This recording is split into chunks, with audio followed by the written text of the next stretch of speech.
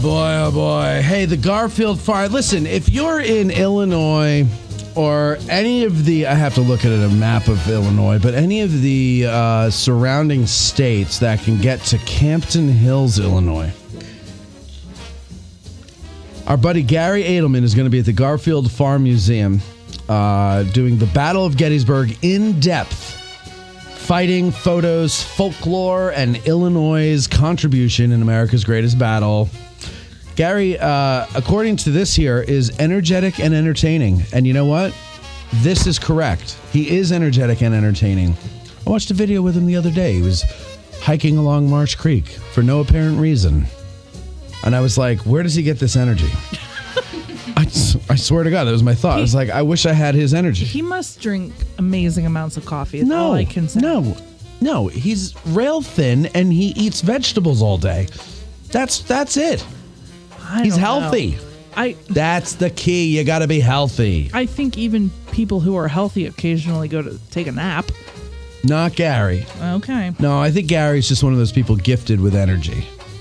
The good Lord looked down on him and said, I'm going to give you energy and make you an atheist. Talk about irony. Anyway, we love Gary. Gary is the licensed battlefield guide here. He's the chief historian for the American Battlefield Trust. He's the VP for the Center for Civil War Photography. I did not know that until just now, and I've had this in my possession for a month.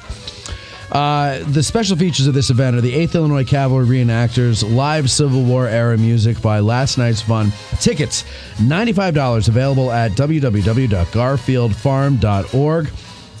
Info at garfieldfarm.org is the, what's the word I'm looking for? Email address, if you want to email them, or you want to call, it's 630-584-8485. That's the Garfield Farm Museum. Battle of Gettysburg in depth, October 20th. I don't think I said the date yet. October 20th, 2024, Campton Hills, Illinois, 8 to 6 p.m. It's an all-dayer, ladies and gentlemen. Go and do it. You'll love it.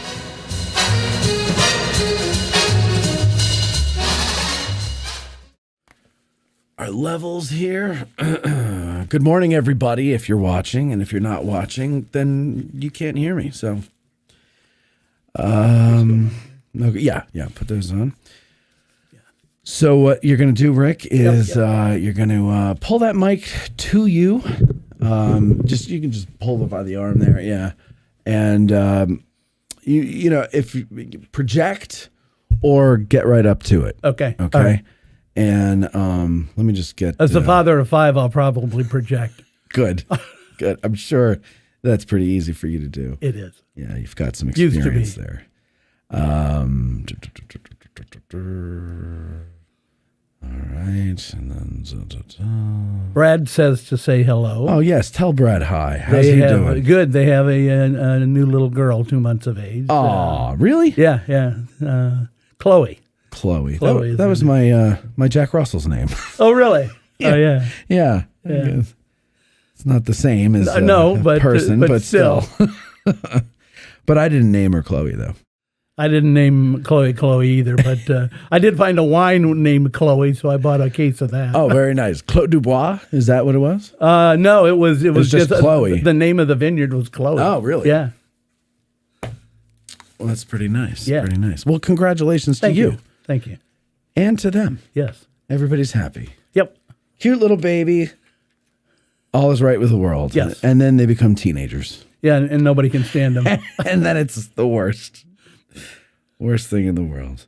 My nephew's 12. Oh, boy. And he's starting to be too cool. Yeah, too cool for And I'm school. like, I understand too cool for your parents, too cool for... Yeah, but what about your cool Uncle Matt? Yeah. And he's like, well, you're so okay. Like, all right, whatever. From the Gettysburg Museum of History Studios, you're listening to Addressing Gettysburg. Hello, ladies and gentlemen. Welcome to this episode of Ask A Gettysburg Guide. And today we are doing the counterpart of an episode we did a while ago with Rick Schroeder, licensed battlefield guide, retired orthopedic surgeon. Mm-hmm. And that was about Union officers' wounds. And of course, it would not be a complete telling of the story of the Battle of Gettysburg if you did not have the Confederate officers' wounds. Now, of course, these are famous wounds.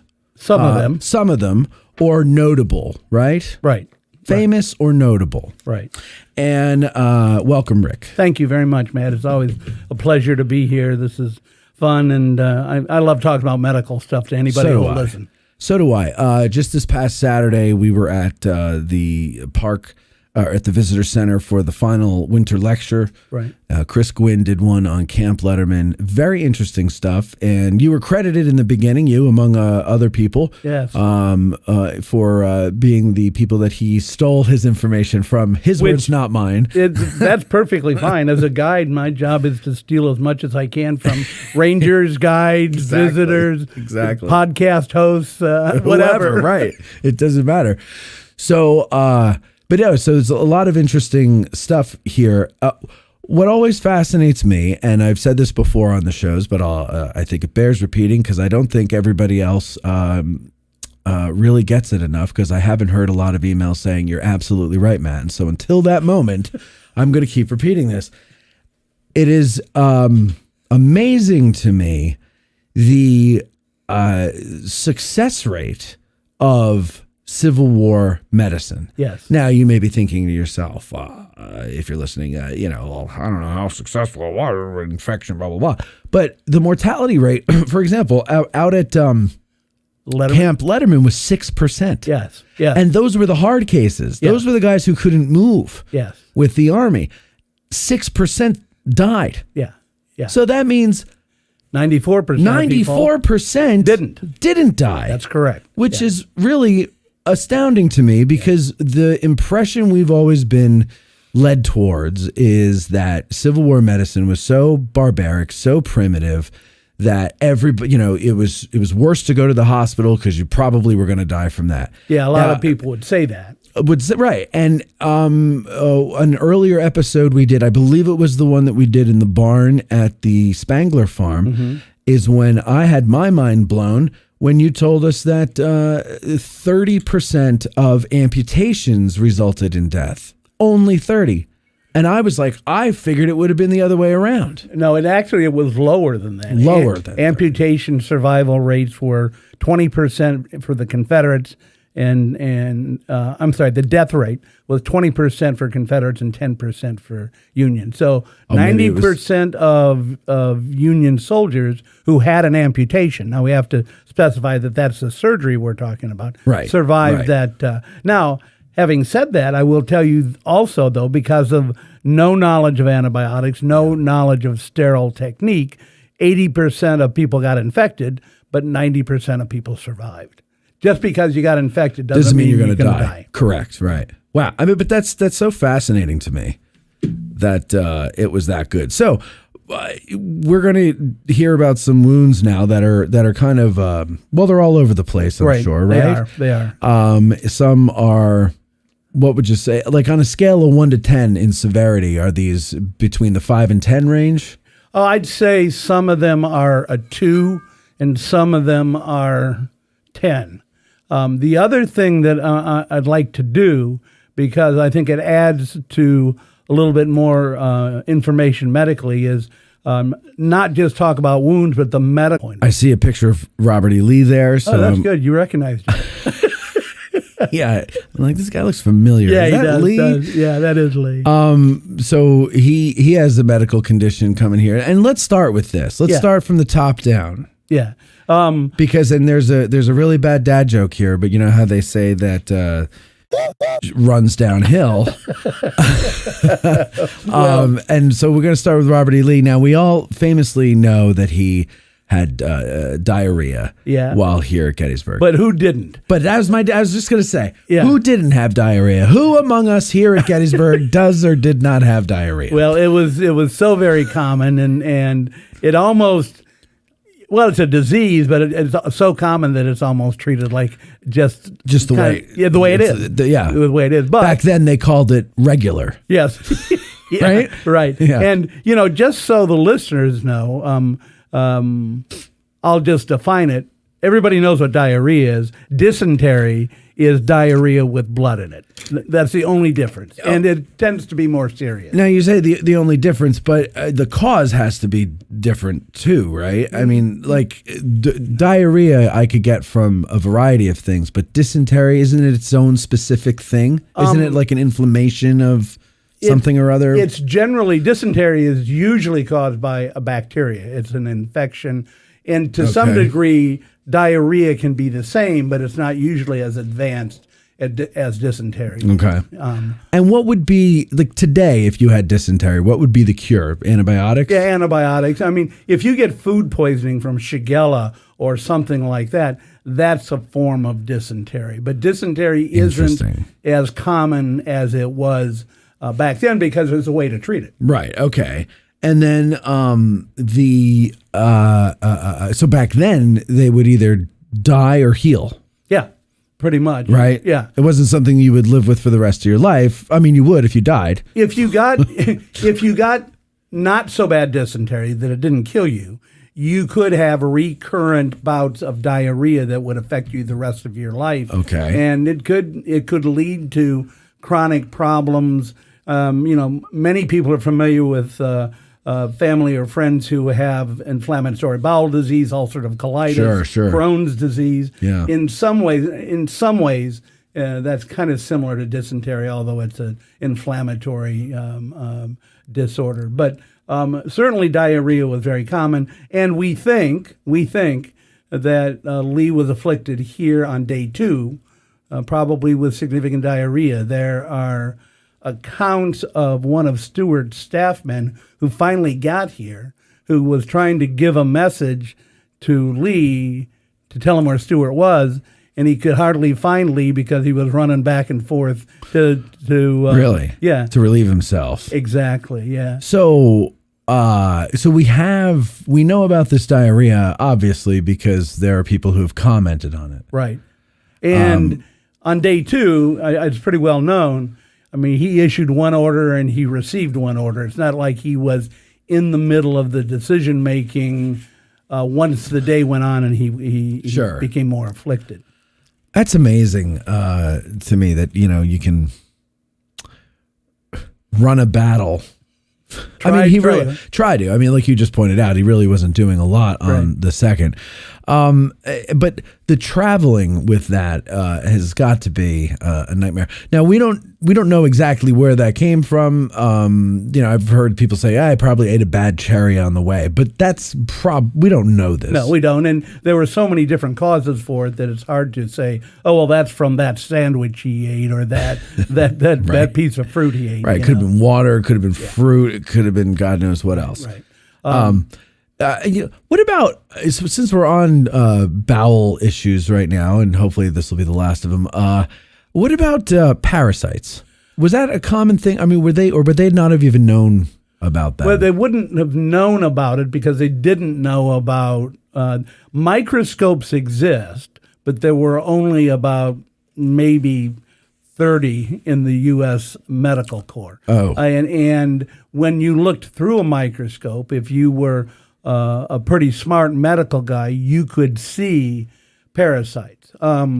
Malaria is from a parasite. Right. And amoebic dysentery, amoeba is a parasite. So they knew about them, but they didn't really know what they were and especially how to get rid of them. Right. So if you did, and I'm sure people did get parasites back then. I mean, you're drinking out of creeks. Right. And, I mean, you have to, right? Right.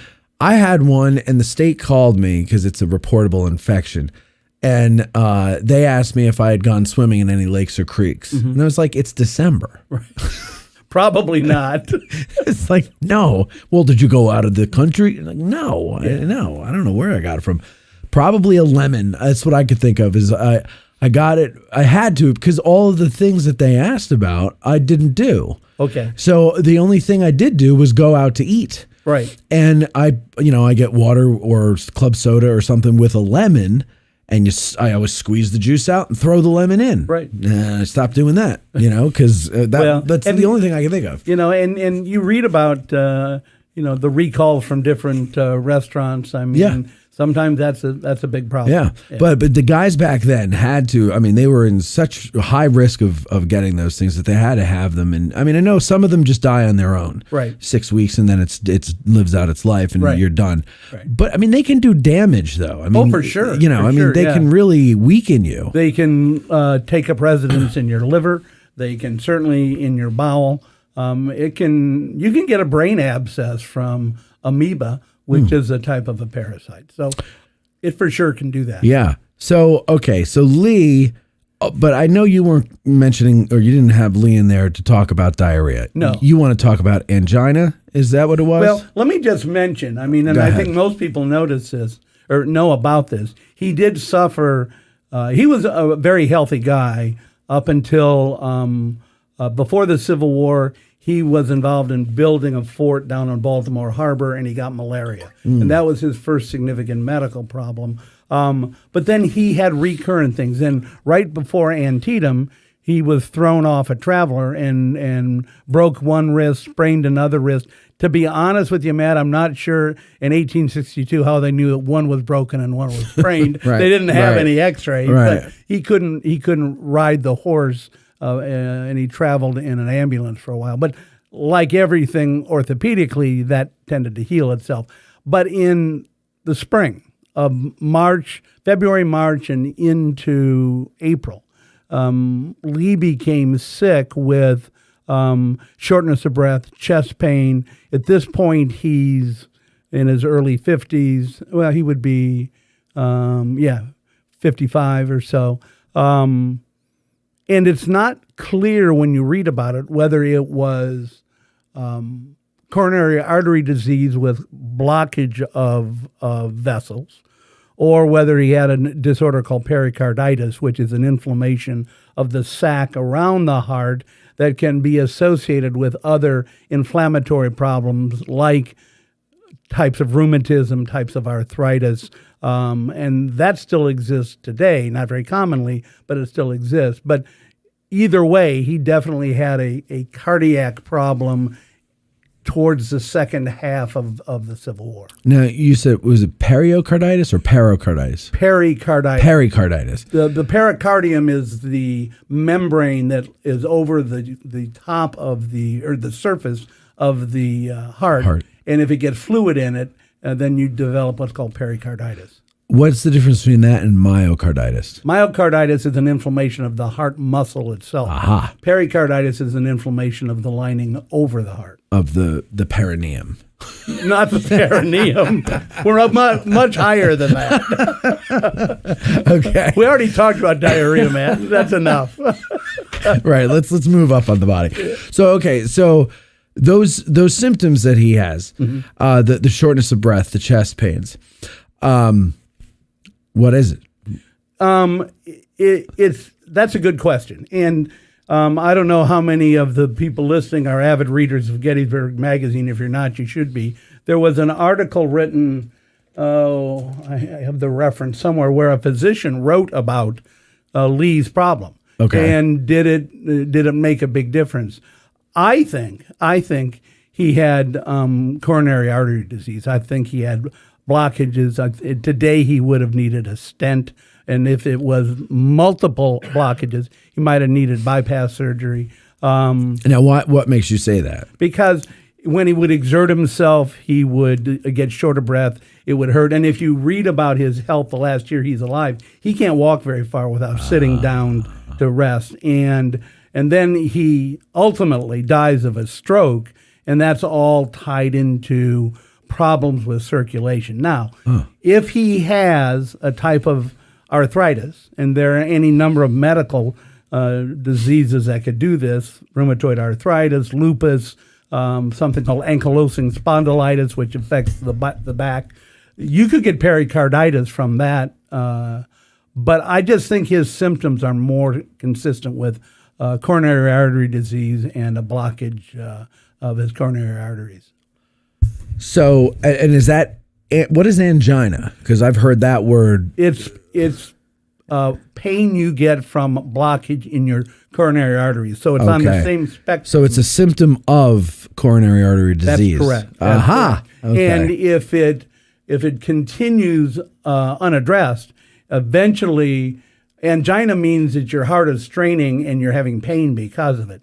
If you ultimately don't attend to it and you have permanent damage in the muscle in your heart, that's a heart attack. That's a myocardial infarction. And so it's a spectrum that goes from angina all the way to permanent muscle damage in the heart. And I know this word came up in a previous episode and you defined it and I forgot it. Infarction is dead tissue. Okay.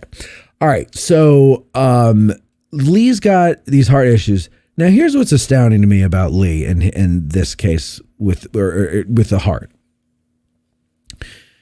He's the commander of a rebel army. Okay. You don't know that you're not going to be hanged if this doesn't go your way, right? So, I mean... I think he expected to be. Right. So, I mean, this is a pretty scary endeavor. You're now in the field with an army, and you're getting to know these men. You're ordering their death. And I know in the movie, Martin Sheen says, we love the army, and we must be willing to order the death of the thing we love and everything. And while that may be true, that doesn't mean that doesn't weigh on your heart, right? These are young men. You're sending them to their death. There's the stress of, are we going to win it?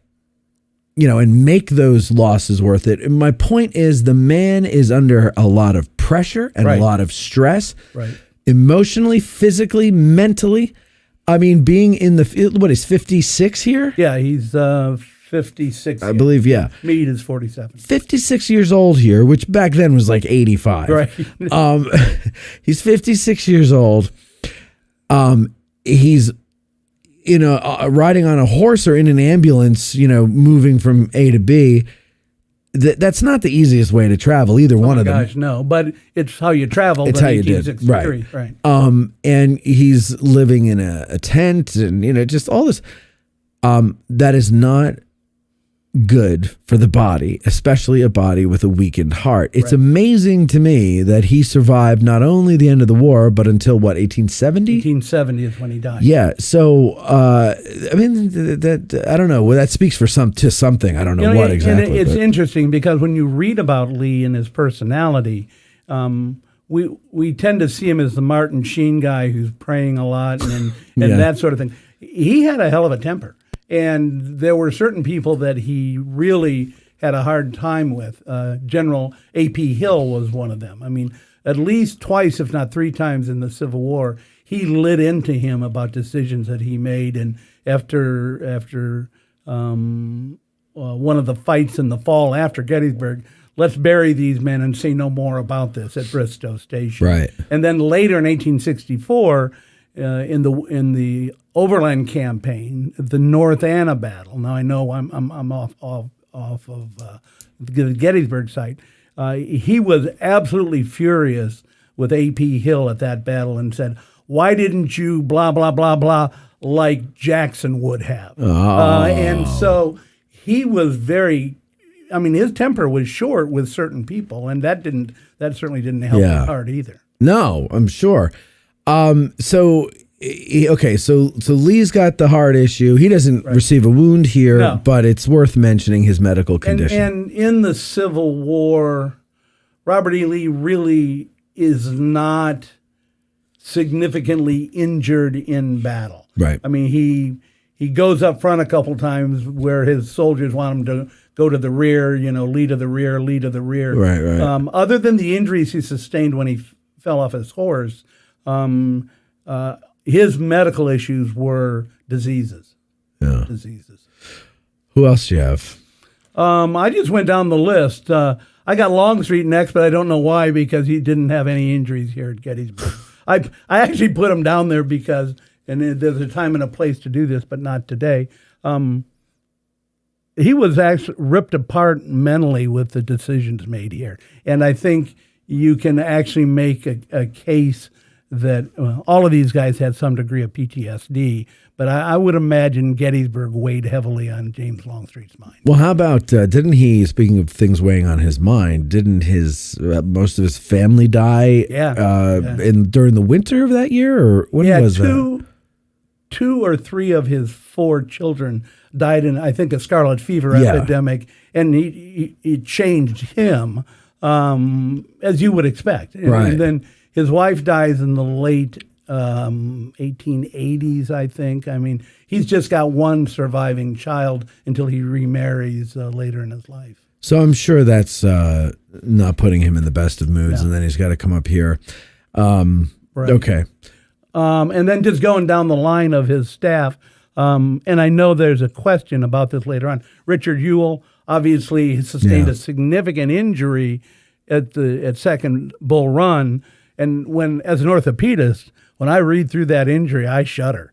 I mean, he was shot in the knee, and his kneecap was in two pieces, but the whole upper half of his shin bone, his tibia, was in about 7 pieces. And so if there was any doubt as to what you needed to do with that, there's no way to put that back. Yeah, we have and I'll apologize ahead of time. This isn't very professional. In my specialty, when we are called by the emergency room for a motorcycle accident, we come in, or they send us a picture on the computer. There are the x-rays. There are the crap x-rays. And then there are the shit x-rays. Ewell had an OS injury. But as we know, he was off for a long time. He came back maybe a changed man because of his injury, and then subsequently getting married. And he probably wasn't the same commander that he was prior to his injury when he commanded under Jackson. His injury was caused by artillery, or no? It was a rifle. It was. Let me just double check. Double check that there. That's a pretty good shot. I have gunshot wounds. I think it was a gunshot wound. Okay. Yeah. Wow, that's some pretty bad damage. Yeah. It must have hit right in the right spot, right? Yeah, probably. I mean, if I was to go back and try to reconstruct that, the bullet would have hit the upper end of the tibia where it shattered it into all of those pieces and broke the kneecap just into 2 pieces. Right. That's not a big deal, a kneecap in 2 pieces. You can put that together. Today? Yeah. Yeah, not then. No, not then. But it's not my favorite operation to do because you got to use wires, and I don't like wires. And that's just my bias. But to put a shattered tibia or shin bone back together, it can be done, but it ain't easy. It ain't easy. I mean, the pain of being shot in the knee has got to be one of the worst. Yeah. I mean, I just bumped my knee on, a table corner or something. Yeah. And I'm crying like a baby. Yeah. Bone pain is pretty severe. Yeah. And it's not the bone itself so much as the lining over the bone, a thin membrane called the periosteum, the covering of the bone. It's full of nerves. Yeah. And that's why when you break something, the pain is pretty much pretty out of proportion to what you might expect. So it's not that the bone itself feels the pain from the break. There are nerve cells in the bone, but most of the nerves are in the lining over the bone, the periosteum. Okay. Yeah. I see A.P. Hill's face there. Yeah. Is that who's next? Yeah, he's a truly interesting guy from both an injury point of view and a medical point of view. He dies, he's shot about 5 to 7 days before the surrender at Appomattox. Yeah. When he and one of his aides go riding out of the house and confront Union guys outside of Petersburg, and the Union guy shoots him through his thumb and into his heart, and he's dead right away. Yeah. But he had been, most people know this story, what's the saying? Youthful indiscretion? Yeah, youthful indiscretion and a night with Venus and lifetime with Mars, Mercury. With Mercury, right. Yeah. He acquired venereal disease, whatever we say venereal disease is, when he was a plebe at West Point, and he got gonorrhea. And there's no cure for gonorrhea in 1860. Just like there aren't any other infectious diseases. And that can lead to permanent kidney problems. And some of the things I've read about Hill are that when he was killed, his kidneys were failing. He would, if it was now, well, he wouldn't have gotten to where he is now, but he would need to go on dialysis if he was that sick with his kidneys. That's amazing to me. So his kidneys are failing at the point that he dies. Do you think maybe it was just like he didn't care? I think that's a really interesting question, Matt, because I think it's more complicated than that. It may be I'm dying, I think, and I don't care. But I also think, and I think we have touched on this, I think he also had syphilis. And syphilis, you don't know when you get a venereal disease, do you just get gonorrhea or do you just get syphilis or do you get both? Or there are other types of VD to get as well. But the thing about syphilis is it can cause you brain damage and affect your thinking pretty significantly. And but isn't that the end stage of syphilis? Like don't you get all the what are they? The first thing that happens is you get a sore on your hem-haw, and then what you get I'm a doctor. You get a sore on your penis that doesn't hurt. Now I don't know how you don't notice that. Your hem-haw. Yeah, but it doesn't hurt. It's not a painful one. No, unlike a sore associated with gonorrhea, that is painful. Interesting. Yeah. Oh, so wait, I thought gonorrhea was just like a bacterial infection. It is. Oh. It is. But the sores that it causes on your genitals are painful. With syphilis, it's called a chancre. This just sounds. I know, but it doesn't hurt. Pardon me if I have a sore as big as my thumb on my penis, I'm going to notice. So you're saying that it gets to be that big? It can, but yet it doesn't hurt. Correct. Is it like a blister? Yeah, and then sometimes it's like a blister that's ruptured and there's a sore. Now, God. I want you to remember, I'm a bone surgeon. I know, okay, I know. And I'm not talking about. You're not a talking about surgeon. Bones, right? Yeah. And then it becomes. It goes away. I'm going to have to put a parental advisory on this episode. You may have to. But this is all medical. And right. But then people get a rash from syphilis that is around for a while, and then it goes away. And I forget the percentage. It's less than 25% of people go on to develop what's called tertiary syphilis, where it's not really a bacteria. It's more like a parasite, gets into your brain and affects your thinking and your decision making. And oh my God, that sort of. What a weird disease. Yeah. So and is that started as a bacterial infection too, or is it a viral infection? It's not a viral infection. It's caused by a bug called treponema, and it's kind of like a parasite. It's bigger than a bacteria, but and you could see it under a microscope pretty easily. Really? Yeah. So it's not quite a bacteria. It's not. It's a parasite. Correct. Treponema pallidum is the medical name for it, and it's bigger than a bacteria.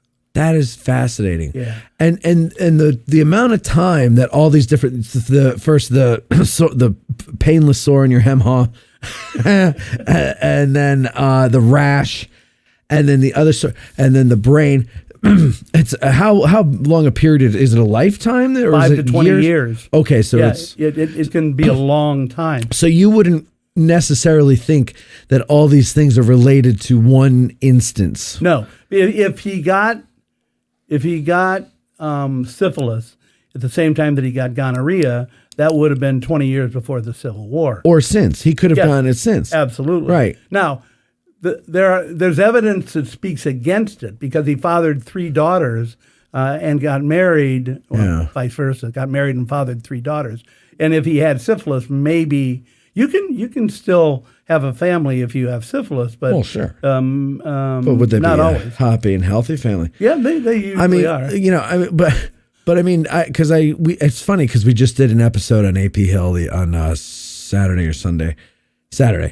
And we were talking a little bit about his VD, not from a medical perspective, but the theory of syphilis also came up in that episode. And I was like, and then he got married? That poor woman. Do we know anything about her medical That's a situation? Good question. I'm not aware that it was ever documented that she acquired syphilis or even gonorrhea, but it certainly is possible. I don't remember. I don't have much on her in terms of her history. Now, you got to look at Hill's commanding history. Early in the war, the first half of the war, he's a very aggressive, red jersey, go get them, let's kick the crap out of them, brigade and division commander. When he's bumped up to corps level, now he's sick a lot. Where is he here? We all ask each other, where is he?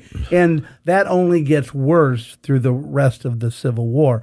And there's an article, and I would refer people who are interested in this topic to Gettysburg Magazine, issue number 55. There's an article about his medical history, and they look at his signature over the course of about 4 or 5 years and how it goes downhill. And his writing is much less legible. Maybe his decision-making is less clear and less aggressive than it was in the first part of his career. And so I personally think he was not the commander that he was early in the Civil War, later in the Civil War, and something caused that. It's amazing. Now we've got Lee and A.P. Hill, who sound like they're waging this war on death's door. Like they're in bad health. Right. And in these high stress situations, A.P. Hill, this is what I wanted to ask you about him. Okay, so we always like to dwell on the VD. Mm-hmm. But wasn't he shot through the calves at Chancellorsville? Yeah, he was. He was shot through both calves, and that's why he had to give up command after Stonewall Jackson got hurt. Hill was in charge, and then he, as you said, he got shot through the thighs, and that's when Jeb Stuart. The thighs or the calves? No, the calves. Okay. But they were flesh wounds. He recovered quite quickly. They were fractures, and that's why Jeb Stuart took over Jackson's corps at Chancellorsville. I would imagine, though, by July of 1860, it's only 2 months. Mm-hmm.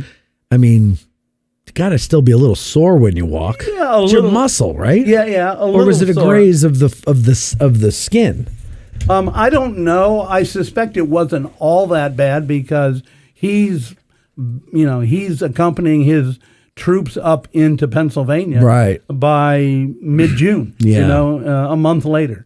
I think that's one of the things I would urge people if they want to read about this stuff. Look at the dates of these injuries and when the commanders, the soldiers even, are back doing what they're doing. Because I can tell you, if you are shot through the thigh or you're shot through the femur, that's a whole different ball of wax. If you're shot through the thigh, and we'll talk about that with some of these Confederate guys, you're going to be workable again in 3 or 4 weeks, 2 or 3 weeks maybe. But the calf. Yes. Yeah. But if it involves the tibia, the bone below the knee, or the femur, especially above the knee, you're not going to be functioning for 3 to 6 months. If you are then. Okay, who else you got? I'm just going down my list here. We're still dealing with health issues. We're not even on Gettysburg wounds yet. Yeah, right. Here I have a Gettysburg wound, but we already did a session on it. John Bell Hood's arm injury, so I won't go into a lot of detail on that. But people can refer to that for more detail. But go ahead, just give us most of us have the impression that John Bell Hood had a devastating injury on the afternoon of July 2nd, just as Longstreet's attack starts down near the Bushman farm at the far south of the attack. And if you go to history books now, 10 years ago, 25 years ago, 40 years ago, you'll read about how his arm was useless. It didn't work. Some of the historical accounts even say that the arm was amputated. Right. And none of that is true. Right. There are letters that exist that include the medical reports of what happened to Hood's arm here, and it was not nearly as bad as people think. He did sustain an injury. They took him off the field. They didn't amputate his arm. They did what's called a resection, where they removed part of the damaged bone and then sewed it up. And by the end of September, he's on his horse down at Chickamauga and loses his leg to an amputation down there. And by Christmas, his arm is working normally again. Actually, in September, it probably is working normally again. So the resection. Yes. Let's say it takes out this, 2 inches of It was about 4 inches of bone. 4 inches of bone. Yeah. Right below the elbow. So now, does that mean I have like a noodle arm? No, because there's 3 bones in the elbow joint, the one from above and 2 from below. They took out 4 inches of one of the bones down below, which meant the other one wasn't hurt, which means he could flex, he could bend his elbow virtually normally. He lost some rotation in his forearm. But most importantly, Matt, his hand worked normally, 95% normal function. Okay. And so where does this idea come from that he had this useless arm or that an amputated arm or? Well, the original records don't talk about how severe the wound was. In fact, it's described by some of his peers as not that bad of an injury at the time. But it was around the time that everybody was going after Longstreet and Hood that people started to write about the devastating wound that Hood had. Now, Hood dies of a yellow fever attack in the 1880s. In fact, he and his wife and their oldest daughter all die within 2 days of each other. Right. And it's after that the historians start to talk about, well, Hood must have had a severe injury because at Franklin, when he ordered that massive charge where more generals died than in Pickett's charge, he had to be addicted to drugs. He had to be on laudanum. Right. He had to be making crazy decisions. Yeah. None of that's true. Yeah. None of that's true. So it's a very interesting topic to read about. For me, it was really interesting because I realized, God, what can I believe that I read? You know? Yeah. Well, it is what it is. That's the more I'm learning about the Battle of Gettysburg, the less I believe about any history I read. Yeah, we'll talk a little bit about that as we go down the list. I do this under protest. Okay, so folks, if you want to hear more about General Hood's wound, we go into more detail about it. There's an episode about it. I think it came out last year. Just search wherever you're listening to the show. Just search for it and just put General Hood in. And if you believe in reading. If you believe in reading, Gettysburg Magazine, issue number 68, there's an article in there that I wrote about it. All right, number 68. It talks a little bit about the wound, but it's mostly about the historiography of how did this happen? How come everybody thinks that his arm was completely useless afterwards, and it wasn't. When we get authors on the show, I get them on because the publisher sends me free copies of the book, and then I invite the author on. Gettysburg Magazine, why aren't they sending me free copies of the magazine? I don't know. Because they'd be great subjects to put on the show. It's a very good publication. Yeah, it is. And I have a complete set of it. I started getting it in 1988, and I've never not gotten it. I don't think it's quite as good as it was when it first came out, but there's a lot of information that's already been covered. But it's also the information that, you're right. Like a lot of information has already been talked about, and how many more times can you go over troop movements? Right. But also the focus of what people are interested in or what historians are writing about today is different. Yeah, I would agree. It's more social than it is military. Yeah. And if it is military, it's through a social lens. Right. It's my wife often said when we made this move and she was willing to come along, I'm not interested in the right flank, the left flank, or any of that. Tell me some stories about people. Yeah. And that's just the opposite of what I'm interested in. Right, me too. But you're right. That's what people want to hear. But I think the beauty of it is that more people are getting interested in it because of that. Because it's not just military movements. I mean, when we do our Get Out of the Car tours, I don't know if it's 50-50, but there is a large percentage of the group that is female. And I mean, we're going around talking, battle. But Lewis Trott always makes sure to add human interest stories and talking. And he was a grunt, so he's talking about the grunts, and I think that's what translates. That's what attracts them. Well, and I would tell people who are interested in becoming a guide that, speaking from experience, not everybody, in fact, not that many people are interested in the black and white of the battle. They want to hear the story. That's sad. And I agree, but it's what it takes to be a guide, because otherwise people are falling asleep in the back of the car. I'll tell one funny story. Ain't nobody got time for that. When I had a guy who I knew from Johnstown. It was an older gentleman. He's a retired physician, and he wanted to go on a tour, and I was still practicing. And so we're driving around. Practicing to be a guide or practicing as a doctor? I had passed the written. Okay. And I was practicing for the oral. Okay. Right. And so we go over to Culp's Hill, and I look over, and he's sound asleep in the seat next to me. So I'm thinking, how do I wake this guy up? So I slammed on my brakes, and he went forward, and it woke him up. But that's exactly what you don't want to do on a tour. It's got to be better than that. So yeah, it's got to be tough for being a guide now, because I bet you a lot of guys are studying based on the influences they had as tourists, as visitors, whether it's watching people like Gary and Tim on YouTube, or coming here and taking tours with the older guys. That group is different than the group that they're looking for now, from what I understand. Right. They're looking for a more human interest, less military tactics. You have to know it all still. Yes, you do. And then you got to read the room as to what do they want. Is this three guys from Iowa who want to hear all about the right flank, the left flank, and who was going here? Or is this two kids who want to be at Hershey Park that I need to tell you about how people get their heads blown off down here?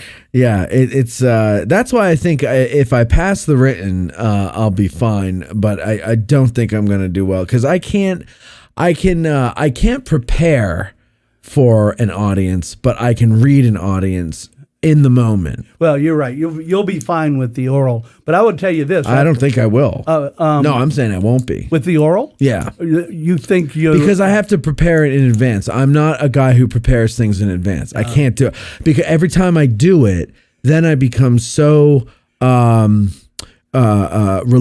on the script. Yeah, that I can't improvise, and I'm a good improviser. That's my strength. Well, that's going to be your strength on the oral exam. The written test is totally different, and I know you've heard this, but you got to throw out all of that stuff on the written test when it comes time for the oral. But don't you have to, for the oral? Don't you have to prepare a tour on a theme? Yes. But it's not a black and white theme that everybody does the same. No, I know. They give you a script, if you will, and that's what you do. The whole key is to tell the story of what happened here. And it doesn't have to be incredible detail. In fact, it shouldn't be incredible detail. Right. All right, well, we'll see. We'll see. It'll be an interesting experiment. Well, I will tell you this. Your knowledge of basic facts in this battlefield is much, much improved from when you started this. 5 years ago? Yeah, 6 years ago. When I listen to you now, you know so much more, and that'll be great for the written test. And it's not going to be that helpful for the oral exam. Right. Anyway. Yeah, I was also playing dumb a lot in the beginning. Really? Yeah. Oh, it came out well. Because I didn't want to. I don't want to be seen as an expert. Okay. Because when you put yourself out that way, then people hold you to a different standard. Right. And I'm not an expert, but I mean, I'm not now I'm just less afraid to show that I know things. Well, that's okay. There's a lot of us like that. All right. So moving on.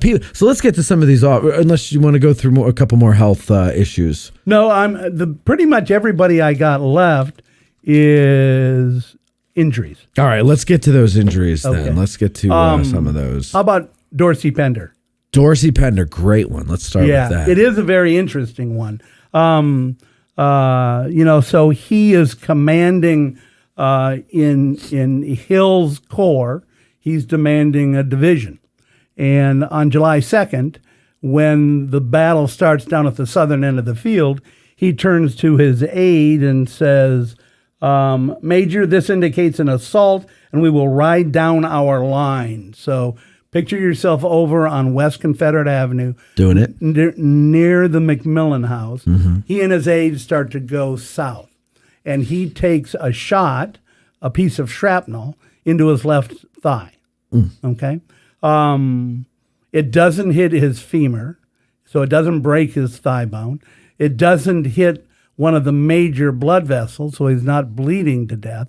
But there's some thought that there may have been a fuse on that piece of shrapnel, which may have made it a bigger wound. The wound wasn't real big. It was about 2 inches long was all. Okay. But when it went into his thigh, it started to cause a pretty big hematoma, a collection of blood in his thigh. Okay. And when you read the accounts, his leg was so sore the next day on July 3rd, he couldn't get on his horse. And that's why he's not working, if you will, on July 3rd, and why Trimble is taking over 2 of the 4 brigades in his division. He doesn't want to stay here in Gettysburg. He's getting worse and worse. So they put him in a wagon, and they take him south. And he's actually, who's he in the wagon with? They take him over to one of the hospitals on the west side of town. And then when he's taken out of town, they take him down through Winchester. His thigh is getting bigger. It's bleeding more. And again, there are no blood vessel injuries of size. It didn't break his thigh bone. His femur isn't broken, but he's got this big hematoma that's now starting to bleed. Now, hematoma, you say, is a collection of blood? Correct. Is that also a bruise? A bruise would be a collection of blood below the skin that you can see in the skin. Okay. Technically speaking, that's kind of what a hematoma is, only it's down inside of the muscles. So, okay, so he's got there's nothing they can do to drain that, or? Yeah, there could be. If it was 2024, and let's just say he's a 65-year-old guy who's on a blood thinner for blood clots, and he gets a hematoma, if we had to, we could take him to the operating room and open that up and drain that out of there and see where the bleeding is coming from and stop it. In 1863, could they do that? No. Okay. No, they couldn't. So he's just got to sit there and suffer with this expanding leg. Right. And they probably put ice on it, and they tried to do everything they could to stop the bleeding. But it is getting worse, and they go down. Do they remove the shrapnel? No, I'm not aware that they did any surgery on it right away. Oh wow! So he's traveling down to the Shenandoah Valley, where I-81 is, with this shrapnel still in him. Yes. So they'd done nothing but put a bandage on him. Right, and wrapped it probably with a pretty significant bandage to try to give it some pressure. But it's bleeding more and more and more, and they finally get down to Stanton, Virginia, and it's bleeding copiously. And so, in order to try to save Pender's life, they do an amputation. Or they do an amputation, but now the bleeding is so advanced that they can't control it, and he ends up dying from hemorrhage from that wound. So now they amputate. Where they amputate like on the thigh? Yes, like so. It's a high. It's high, and as we've talked about, the higher it is up the extremity, the less likely it is that you're gonna live. Now, at this point, why is that? By the way, I think it's because actually that's one of the questions. Oh, okay. We'll get to it. We'll leave it for them. Yeah. By the way, from here to Stanton, Virginia, is 228 miles, 3 hours and 32-minute car ride. Okay, that's with an interstate. That's with cars. Right. He's taking a wagon. And I was just looking to see the date of his surgery. It was like 2 weeks 2.5 weeks later. Oh my God. And interestingly, we're going to talk, I think, some about General Scales and his injury. Yeah. They shared a wagon. Oh, really? Pender and Scales were in the same wagon together. Just like Hood was in the same wagon with the cavalry general. Hampton? Yes. No, yeah. Yeah, they shared a wagon. But he hemorrhages to death. They can't stop him from bleeding. There's a couple of pretty neat quotes. The last thing Pender said before they put him to sleep was, "Tell my wife that I do not fear to die. I can confidently resign my soul to God, trusting in the atonement of our Lord Jesus Christ. My only regret is to leave her and our 2 children. I have always tried to do my duty in every sphere of life in which Providence has placed me." So he knew that he was probably not going to live. And then very interestingly, It's got to be a hard thing to write. yes. Oh, especially if you are pretty sure you're not going to wake up. That's what I'm saying. Like, knowing that this is like one of the last things that you're going to do. Right. And then after he died, after the war, actually, Robert E. Lee wrote, and I think this is, I don't know how many people have seen this. I think this is pretty interesting. This is Lee. "I ought not to have fought the Battle of Gettysburg. It was a mistake. But the stakes were so great I was compelled to play. For had we succeeded, Harrisburg, Baltimore, and Washington were in our hands, and we would have succeeded had General Pender lived." Wow. Yeah, so that's what quite an Lee endorsement. thought of Pender. Huh. Do you believe that? Nah. I don't either. But, we'll throw the credit Pender's way that Lee thought that. Yeah. So, wow, poor Pender. I mean, 2.5 weeks after receiving the wound, that distance traveled on roads of various quality in a wagon with this painful wound. Yes.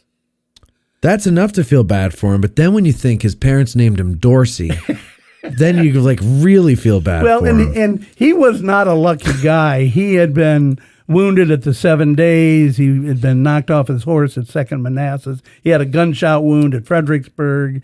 He was hit in the arm at every major battle he was in. Something happened to the guy until he finally dies at Gettysburg. Jesus, that's tough though. That sounds like pure hell. Yeah. I mean, they didn't even have ibuprofen back then. No. they did not have ibuprofen. Right? That's right. I mean, you had other things, but they were dangerous. Yeah, and if you had it, you really didn't know what it was a lot of times. Yeah. Especially the Confederates, because they're out of stuff. They're making stuff out of plants and actually doing pretty well with it. But it was not as scientific as what the North had. Yeah. Wow. All right. Who's next? I've got all 3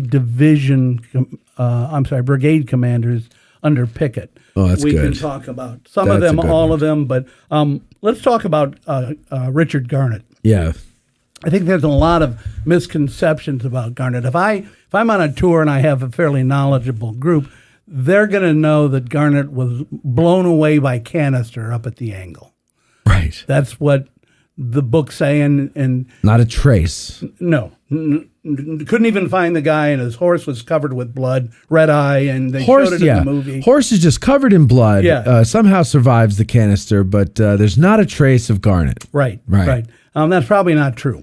Garnett gets up to about 20 paces or so at the Angle and is urging his men forward. Now, remember, he's on his horse because he's either sick, which I don't really believe in July on an 87-degree day you're going to have a buttoned-up jacket. I think the better explanation is he was kicked in the ankle by actually one of Pickett's staff men, which resulted in an ankle injury that he couldn't walk very well. By one of Pickett's staffmen or staffman's horse? No, I'm sorry, the horse. Okay. The staffman's horse, yeah, not the staffman himself. I was like, I think they like kicks a guy in the ankles? Yeah, well, the horse did. So Garnett's on his horse, and he's getting closer, and he's getting closer, and his aide, a guy named Private Irvine, witnessed Garnett's death, and Irvine is right next to Garnett when he sees Garnett be struck in the head by a minie ball.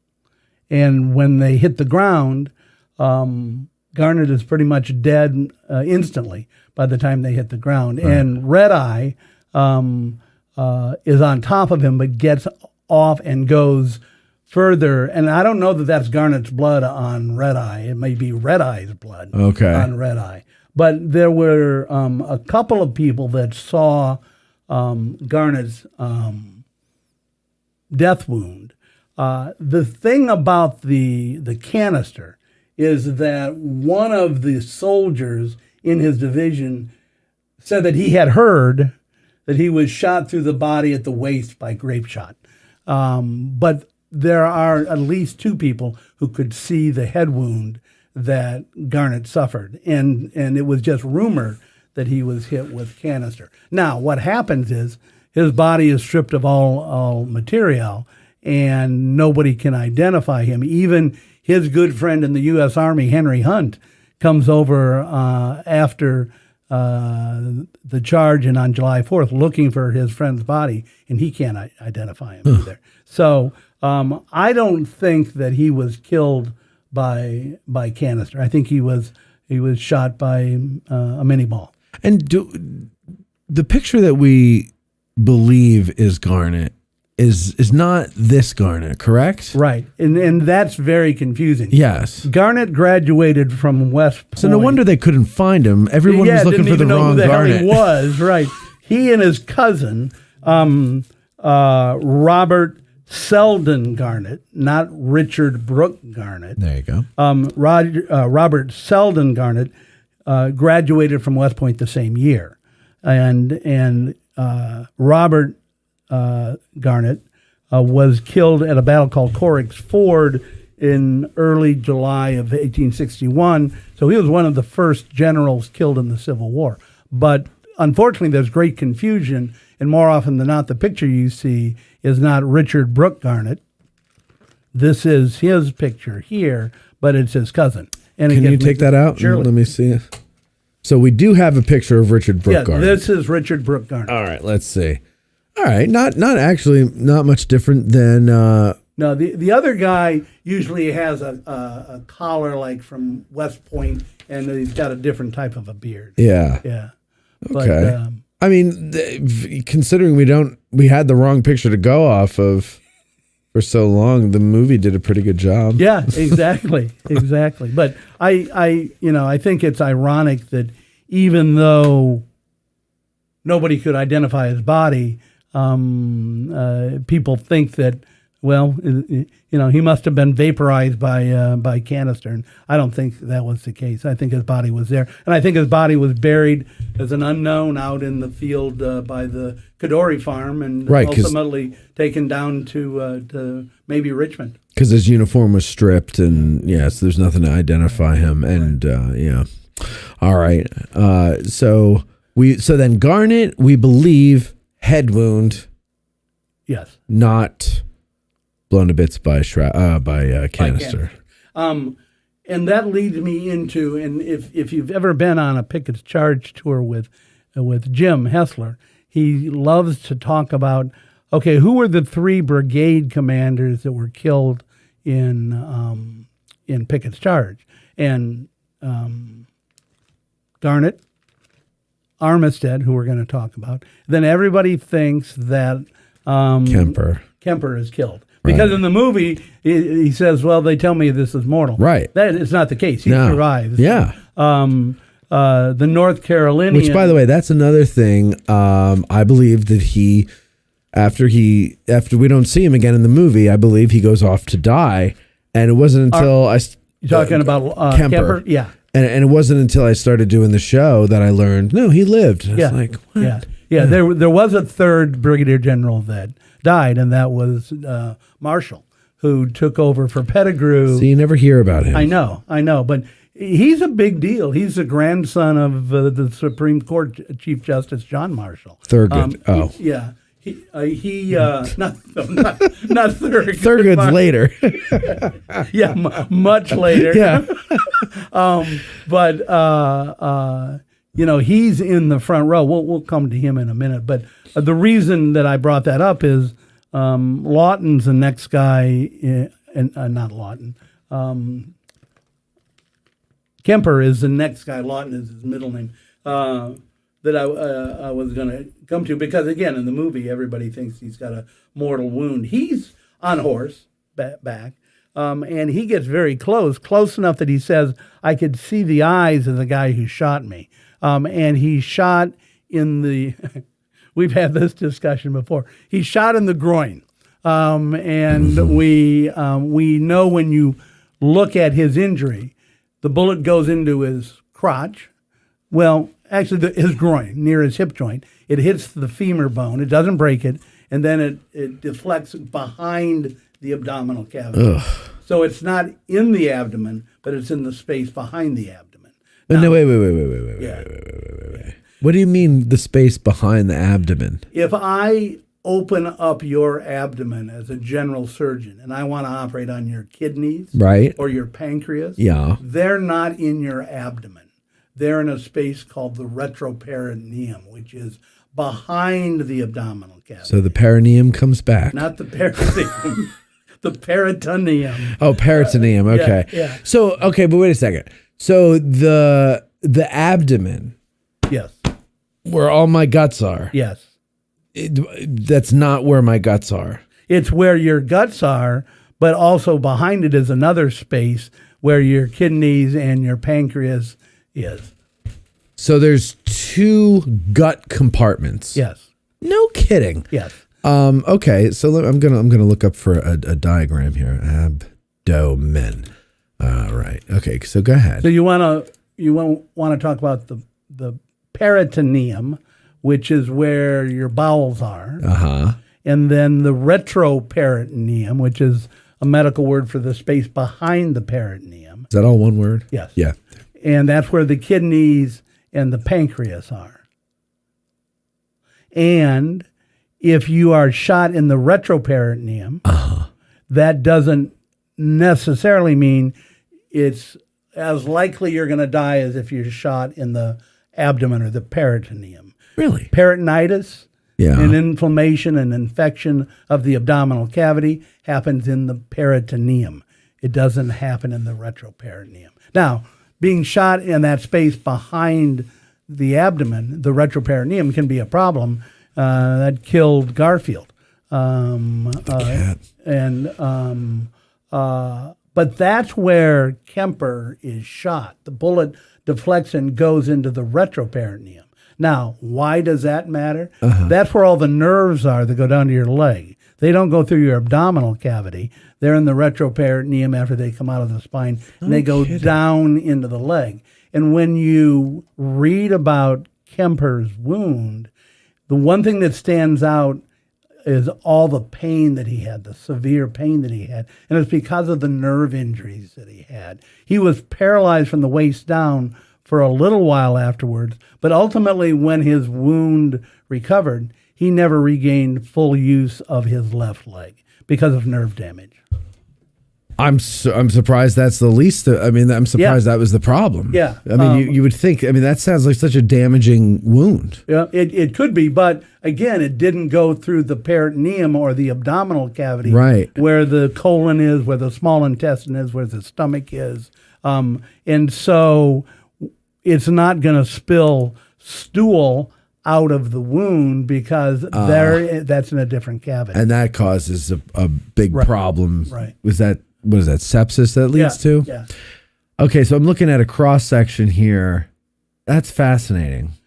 Yeah, and the trade-off is your survival rate may be a little bit higher, but the nerve problem is going to be a big problem. When you read about Kemper's post-war career, he goes on to be the governor of Virginia, but he has a lot of pain in his left leg. He has a swimming pool built to exercise. Really? He has a lot of alcohol on board at the governor's mansion because that's what he is using to help quell some of the injury as well. But he survives his wound in Pickett's charge. Huh. Yeah. Had a swimming pool. Yeah, swimming pool. Not the one out here on. No. This was down at the governor's mansion in Richmond. Huh. I wonder. That's interesting. Okay. All right. So Kemper, Armistead. We've talked. I think we talked about Armistead before on another episode. Probably the Spangler episode. Yeah, it was. We were out at the barn. I think there's some questions on it at the end, but it's I'll get to that when we do that and make short work of it. He shouldn't have died of his wounds. Yeah, that's what you were saying then. Right. So why? Wait, are you ready to move on to Armistead, or do you want to? You have somewhere else to go? Sorry, I didn't mean to lead you. Let me just say this: Armistead had 2 soft tissue injuries. Neither one of them should have been fatal, but he dies 2 days later. 2 soft tissue injuries, which are what? Bullet wounds that injured soft tissue muscles, but did not damage bones. Did not damage blood vessels. Basically, went into his his right forearm and his left calf, and did not cripple him with life-threatening injuries. Armistead. Oh, I thought he got hit in the chest or something. That's something that is open to discussion. If you read Ron Too Much for Ron Kirkwood's book. He's got a whole chapter on the death of Armistead, and most people feel that my rendition of that is probably accurate. There were some people who said he was hit in the chest, but nobody discovered it. The problem I have with that is if you're hit in the chest and nobody knows it for 2 days, I'm not sure that really, that doesn't make much sense. It's very interesting. There are some books that say that he was shot in the chest twice. Again, as I say, I'm not sure that I believe that. So then if he didn't die of the arm wound and he didn't die of the calf wound, what was it that killed him? I think a blood clot to his lungs because he wasn't moving around very much. He's in the spring kitchen out at the Spangler farm, and he's 47 years old, and he's dehydrated, and he's laying under the window in the kitchen. And when you read the account of his death, it's very sudden. The doctor who's taking care of him is really surprised when Armistead just dies. He becomes confused. He becomes agitated during the night, and by the morning, he's dead. And would that indicate a blood clot in the brain or anywhere? Probably what's called a pulmonary embolism, a blood clot that goes to the lungs. Yes. Right. Now, he could have had a stroke too, but my point here, Matt, is that when you die suddenly, that means that's a blood vessel related injury. You don't die suddenly of an infection. That's going to take a number of days. Okay. If you're shot in the chest and you die within 10 minutes, that's because a major blood vessel was hit at that time. We still nowadays, it's not common, thank God, but people still die of blood clots after arm and leg surgery, largely leg surgery.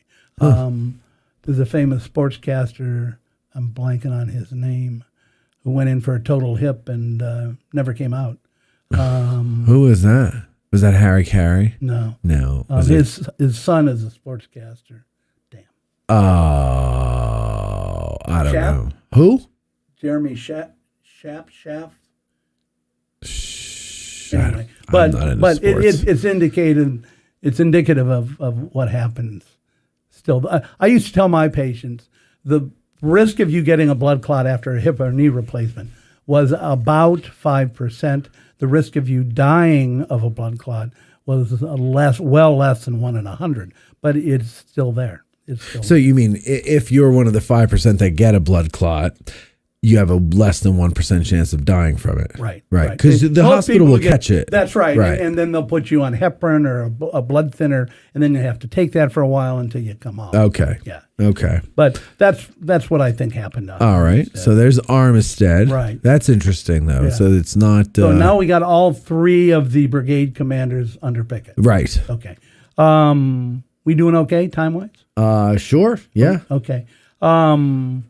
Let me talk a little bit about a guy who was related to somebody in World War II.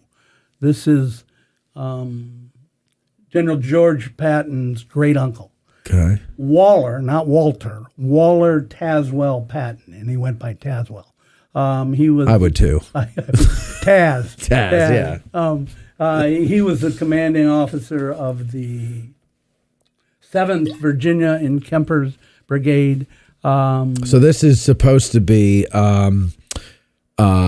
what's his name? Ted Turner in the movie. That's right. Right. That's right. Or Ted Turner is supposed to be him, I guess. Yes, that's my understanding as well. And he didn't go to West Point. He went to VMI.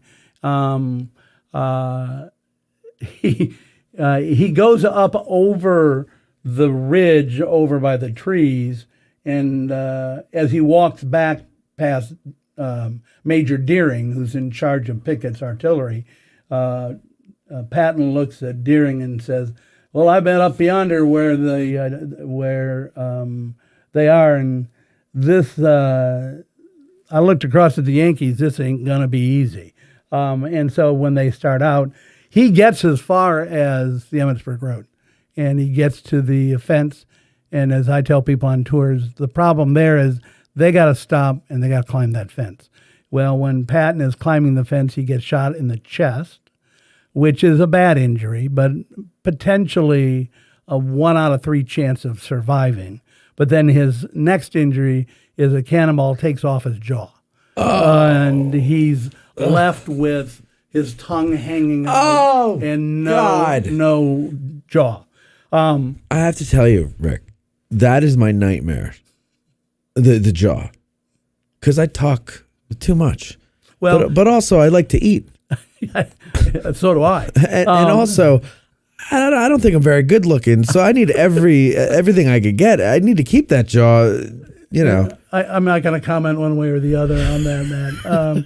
But he survives for a period of time, and he's taken to the white building at Gettysburg College, the administration building, where he's nursed there, and he can't lie down because when he lies down, he can't breathe because his jaw is gone. Oh, my God. And there's a nurse there. It's like a horror movie. It wasn't that unusual an injury. I know. Yeah. And it's interesting when you go to Civil War art from the time, you can find pictures. Down at Shiloh, there's a couple of pictures of guys who've had their jaws shot off. Now, they died, but you'd be surprised how long the tongue is when the jaw is gone. These are paintings or photographs? They're paintings. Paintings. Yeah. Of Shiloh. Yes.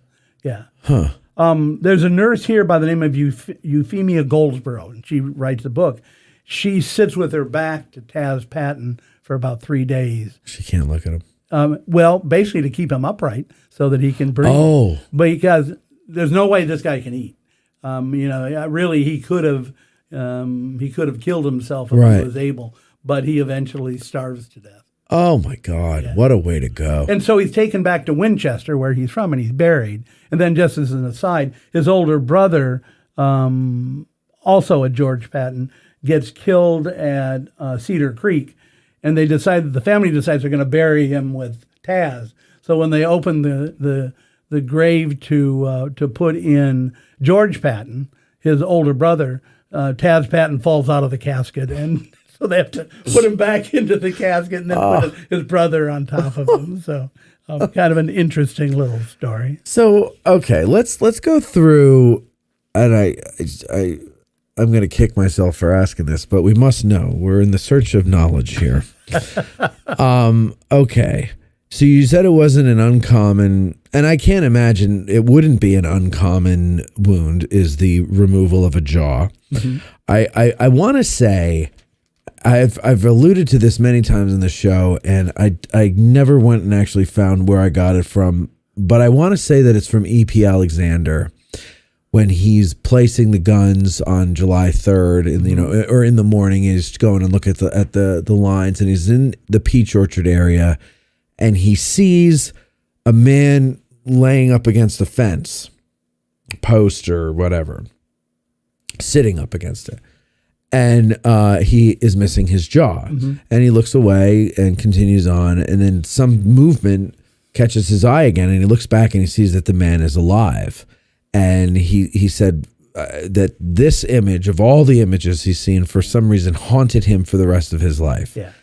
And I was like, I never thought of that. I never considered that. You never see that wound in the movies, right? No. So I'm like, oh man, yeah. They had to have been getting hit in the jaw. Yeah. And you're not going to just get a little hole. I mean, maybe you will. Maybe, if you're lucky. Yeah, it varies a lot. Sure. But I mean, those bullets, they're going to probably take that jaw away, clean off. A good portion of it. Now, we think Patton was hit by an artillery shell, which really took his whole jaw off. One of the things that comes out of the Civil War, and really any military conflict, are the advances in care of these injuries. And nobody would have had any idea how to address a facial or a jaw injury at the start of the Civil War. But plastic surgery as a specialty unto itself exists at the end of the Civil War, because they are doing reconstruction to restore jaws. Really? Yeah. The guy who did that was a plastic surgeon by the name of Gurdon Buck, B-U-C-K, in New York, who's best known in the orthopedic world, because when people break their hips nowadays and they come into the hospital, we put them in a splint that's called Buck's traction. It's named after the same guy. Okay. He's more well known for plastic surgery than orthopedic surgery. So I'm looking here at the anatomy of a jaw. Mm-hmm. And I mean, so there's, you've got the bone itself. Right. But that bone has a lot attached to it, obviously. A lot of muscles. A lot of teeth. I mean, the tongue. Yeah. Now, the tongue is actually attached much deeper down than just the bottom of your mouth. Right. It's in your throat a little bit, right? Yeah. Exactly. Yeah, you can see that. You could lose your jaw and still have your tongue, but now there's nothing to hold the tongue into place. That's what's so creepy. In these pictures, you see these guys who are, their head is half gone. They're dead. Yeah. Their head is half gone, and their tongue is hanging down to about their mid-chest. And these are, you're talking about those Shiloh paintings. Yes. Yeah. That was a contemporary painting? Yeah, there was an artist that drew the picture. I don't know the name of the artist. Oh, man, I'd love to see that. Drawings of Shiloh jaw injuries would probably bring it up. Okay.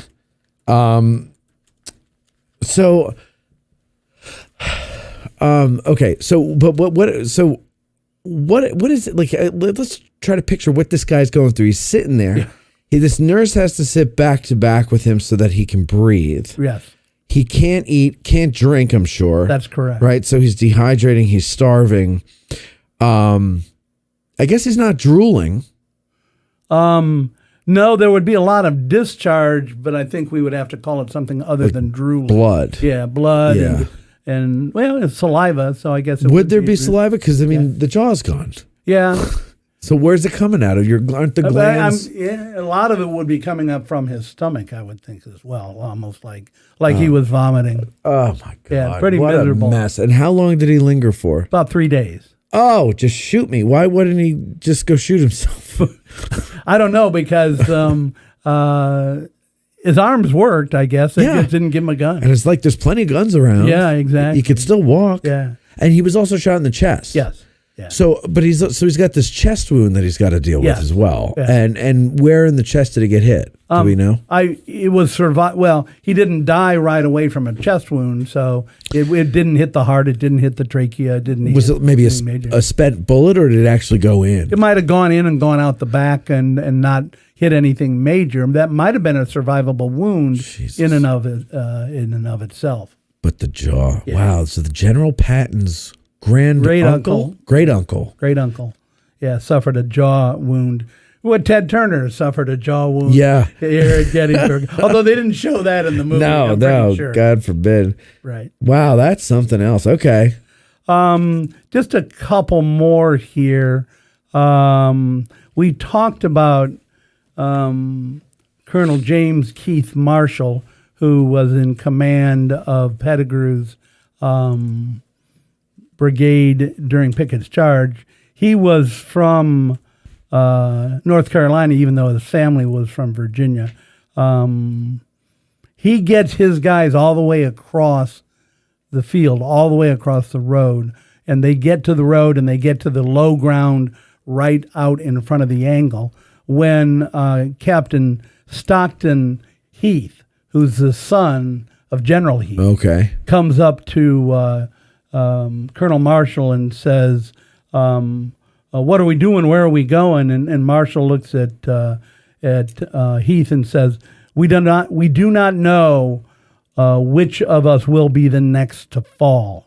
And he's shot twice in the head, and he goes down right there. So, I mean, great last words. Yeah, the 3rd Brigade commander who's killed in Pickett's charge is under Pettigrew. Yeah, and honestly, I probably have read that he died, but it feels like the first time that I'm hearing this. Yeah. Because you never hear this. No, you never hear. I mean, you really never hear anything about the Pettigrew Pickett column. Yeah, and that's well, if people haven't read Jim and Wayne's book on Pickett's charge, they need to, because they really do a good job of addressing that part of it. There's more troops on that side of Pickett's charge. There's 7,000 guys with Pettigrew and Trimble, and 5,000 with Pickett, but Pickett's from Richmond, where all the newspapers are, and so that's why he gets all the cred. Can I talk about one more? Sure. Isaac Trimble, and he's going to come up in the questions. This is a good one, yeah. He is wounded at 2nd Manassas, 2nd Bull Run, in the left leg. He's hit right above the ankle. The bone is shattered, and the well-known Confederate surgeon, Hunter McGuire, decides he doesn't need an amputation. Now, if you ask me, why would you say that? I don't know. He's shattered his leg there. Maybe Hunter McGuire was too busy or something. I don't know. But Trimble's out of action for months, and he gets an infection, which was not unusual, which means he's got boils and he's got pieces of bone that are coming out, and that's why he loses his command and why he's by himself when he gets up here to Gettysburg. He's no longer capable of commanding in the field, but Isaac Trimble's a pretty stubborn guy. Right. And he comes up here looking for something to do, and, he tells Lee that Ewell screwed up, but I don't know that often fun to talk to them. I have a friend who he's not disliked by any means by adults. He dislikes a lot of adults. And he's great when kids come around. He's like a kindergarten teacher. Oh, really? Like, he's fantastic. Yeah.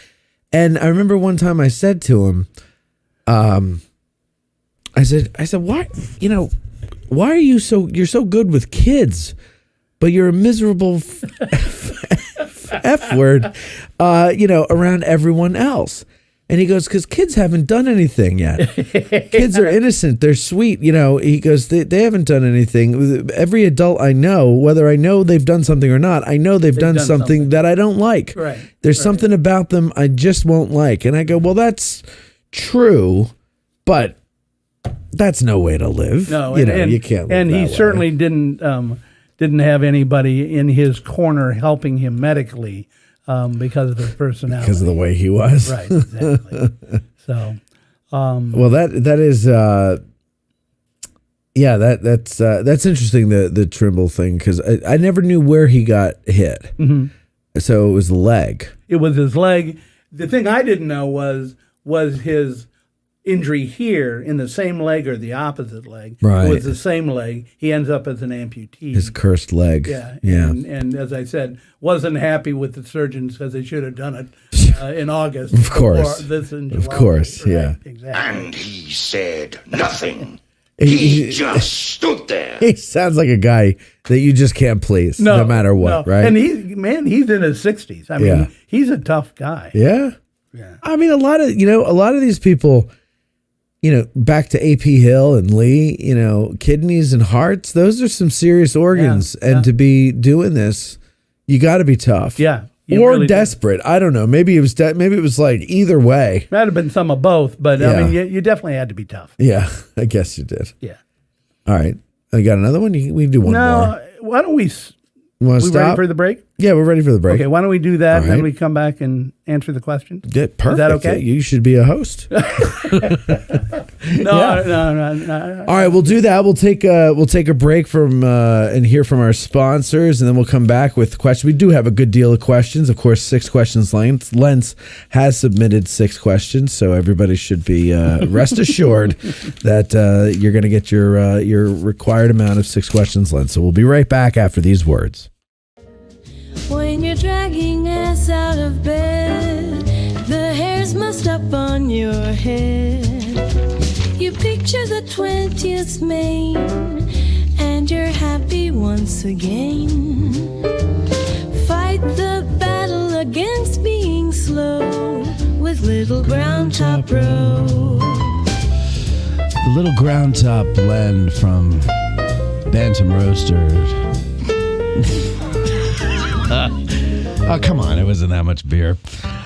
The Little Ground Top blend from Bantam Roasters, nestled in the historic town of Gettysburg, Pennsylvania, is a well-crafted coffee that showcases a beautiful blend of flavors. The combination of cacao, wildflowers, and toasted sugar creates a nuanced cup of coffee that is both intriguing and satisfying. It's a great choice for those who appreciate a complex profile with a touch of sweetness and floral elegance. Whether you're a seasoned coffee drinker or just looking to elevate your morning routine, this blend is sure to impress. So whether you're near or far, like the person who wrote this, let Bantam Roasters bring a taste of Gettysburg to you.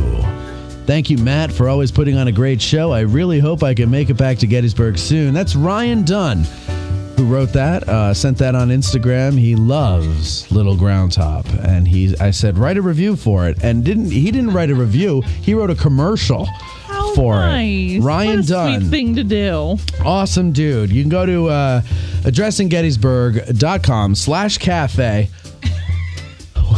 What's happening over there? Bethany's drunk. Are you a little buzzed? I'm feeling Buzzing. a little warm. You're buzzing. Yeah, I am feeling warm too, but that's also 900 degrees in here. That's true too, Yeah. but I feel like my cheeks are red. Yeah. You're a little flushed. I also can't read, so we're doing great. Hey, I haven't eaten since lunch, so that's really, I just had that on an empty stomach. I didn't have any. Also, I haven't drank in a while. Also, I've never Sunday. really drank. So What? Yeah, that's what I said. Where was I? Bantam Roasters is the place where you can get Hints it of if you come into cacao. town. It's got hints of cacao, whether you get it in the store or online. And you can go online at www. What'd you say? What'd you say? Nothing. All right. It's Cindy being ridiculous.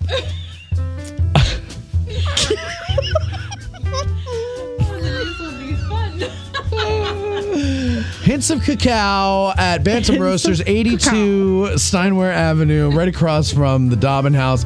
Or you go to addressinggettysburg.com/cafe. Little Ground Top. Hey, I talked to them today about another blend that I have an idea for. I'm not going to tell you what it's called, but I got a name for it. I didn't even have to get Colby to come up with it. Poor I came up Colby. with it all by myself. Poor Colby. And I helped. All right, we'll be right back.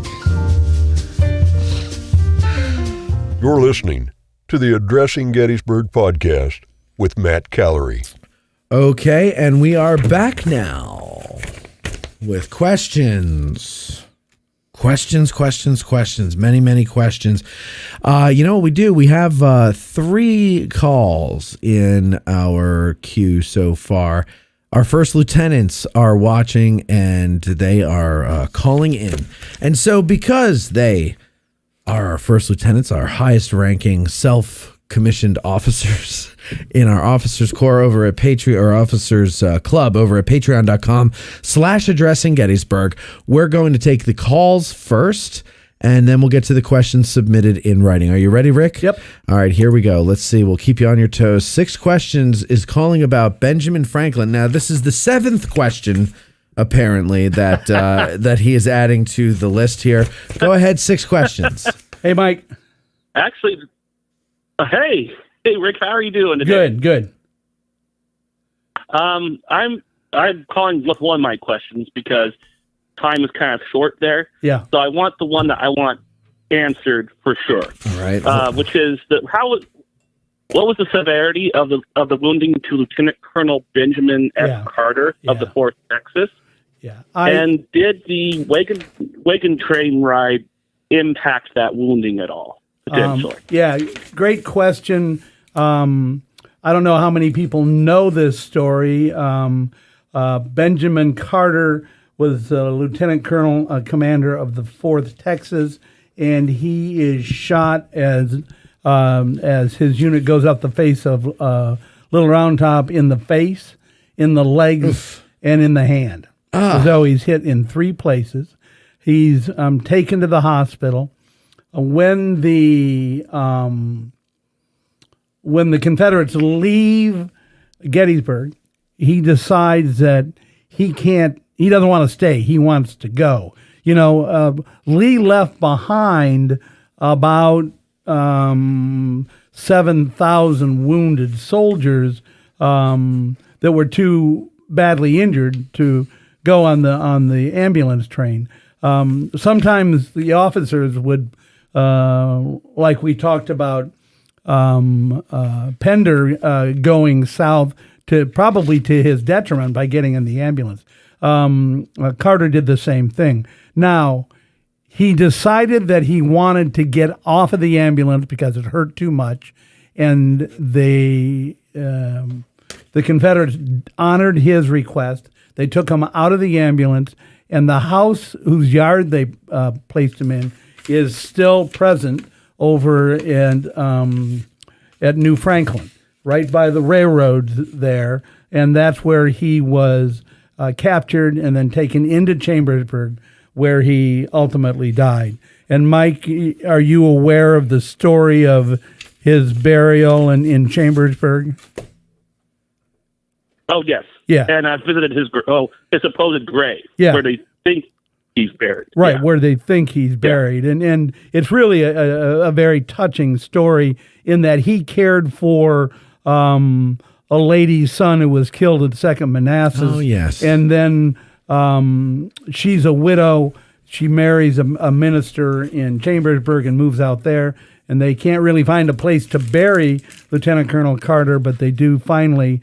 And then the cemetery he's buried in is moved. And you're right, nobody knew where his body was for a long time until ultimately it was found, or at least the location was found. And the touching part of all of this is his wife and 2 children died before the end of the war, and soil from their grave in Texas is put on his grave here in Pennsylvania, and vice versa.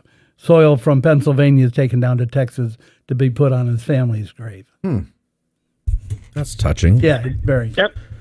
All right, Michael, thank you very much. Don't worry. I've got questions. Yes, Thank you. You're welcome. Thank you. I've got 6 more questions from you in writing here. But actually, I've been able to narrow them down to 2. Yeah, because we talked about Marshall. Right. So we've got a couple that we're going to do. Thank you very much, Mike. Thanks, Mike. Have a great day, guys. You Thank too. I'll talk to you later. Okay, moving right along here to John B. John B. He's going to be on in a second. I should have pressed that. Hold on. He's got to listen to the lady tell him that he's got to wait for me to say hi to John. But okay, John, whenever she's done there, go ahead and say hello. John B. is on the air. Or is he? John B. in 3, 2. I'll return you to the queue, John, and we'll move on here to Paul V. Paul V. So they have to listen to when I hit go on the air. Then they have to listen to the woman, the mechanical computer woman, say, "You are about to be on the air." So this is all very technical. I like doing surgery, but I don't understand any of this stuff. Believe me, I barely. Can you hear me? Paul, you're on the air. Hello, Paul. Hey, this is Balthazar. How are you? Oh, Balthazar, how are you? Sorry. It says Paul. The auto screen says Paul V or golfers are Barksdale's we. So nice. yeah. Okay, cool. Yeah. So, but go ahead. Here's my question. I've heard multiple stories and some accounts. What was the actual wounds of Barksdale? Good question. He's got a lot of them. He's got, I think, 5 different wounds. Now, as an orthopedist, I'll tell you, although it's the least important of his injuries, he was shot in the leg or legs. He was shot in the arm, so an arm and a leg. But his fatal wound was a gunshot wound to the chest. He was shot in such a fashion, and that's a devastating injury. That would be tough to even take care of today. But I'm surprised he lived as long as he did, because he's injured in the afternoon of the 2nd. He doesn't die for 24 hours, well, a little less than 24 hours. But it's a chest wound that kills him. Now what was it? Was it again? That was a gunshot or a cannon? I think it was a gun. I've heard. Yeah, I think it would have been a rifle shot. I think if a cannon hits him there, I don't think there's any living. I think if a piece of artillery, unless it's just a piece of shrapnel, but if it was canister, if it was solid shot, I don't think he would have survived that more than seconds. Man. Yeah, the reason why I asked that was that I've seen accounts where it's gunshots, and then Jake Borrett's Gettysburg story talks about a cannonball being shot into his chest. I'm like, okay, so what is it? Okay. Well, I don't. Cannonball? Yeah, if a solid shot. That's what they say. Yeah, then I would imagine some water would be coming out if he was drinking. Yeah. The other thing that's interesting about his injury is when you read about it, and it appears that he's shot from the front, but he wasn't. He was shot from the rear, and it was an exit wound in the front. Oh. And really, if you think about where he was and where he was going, he turned around to address his troops, and the Union shot hit him in the back and came out the front. Man. Oh, okay. Learned something new. Yeah, it's in the regimental history of the 148th. They talk about his injury because he was taken to the Hummelball house, which is where he died. So him and Isaac Trimble are Barksdale. Oh, we're talking about Barksdale. Yeah, right. Sorry, I was letting Balthazar have all the hosting duties there, and I kind of started reading ahead there to the questions. Right. Balthazar, thank you very much for the call, and thank you for your continued support, sir. Thank you. You're welcome. Have a good one. All right, now, so Barksdale is an interesting one. I don't know how many people know the story about when his body was taken out of the ground next to the barn. It was his nephew, maybe, and his black manservant, and now this would have been after the war, so really it's not a black manservant; he's a free black man, and his bloodhound. And they come up here, and when they go to leave, the bloodhound won't leave. The bloodhound stays on his grave until he starves to death after they take Barksdale's body home. Yeah, at the Hummelball house. The dog starves to death. Yes. Yeah, that's my understanding. They couldn't pick him up? No, he wouldn't leave the grave. Even though the body was gone, he wouldn't leave the grave. Right, because he could, Oh, poor dog. My dog would do that for me, I think. I think so. John B., we're trying you again. Are you there, John B.? I am. Sorry about that. Good. That's okay. What's up, John? Rick is all yours. Rick, I wanted to know a little bit more about Scales' injury at Gettysburg, but also whether he was also injured at Chancellorsville. I read things about that, but I don't see any evidence of an injury before that or before Gettysburg. I know that his leg injury or the injury he received at Gettysburg, I guess, plagued him the rest of the war till he left service in early 1865. Right. I don't know if you had any more information on that. Right. He's only 36. He's not a Trimble sort of a guy. He was injured at Chancellorsville, and this is where having a medical background helps. He was shot through the thigh on 5/3/63, but yet he's able to be involved in the attack in Gettysburg. So that tells me he didn't have a fracture. If he was shot in the thigh and his femur was broken, he would not have been able to participate in this battle. He was wounded, as you may know, on July 1st when he was hit in the ankle, and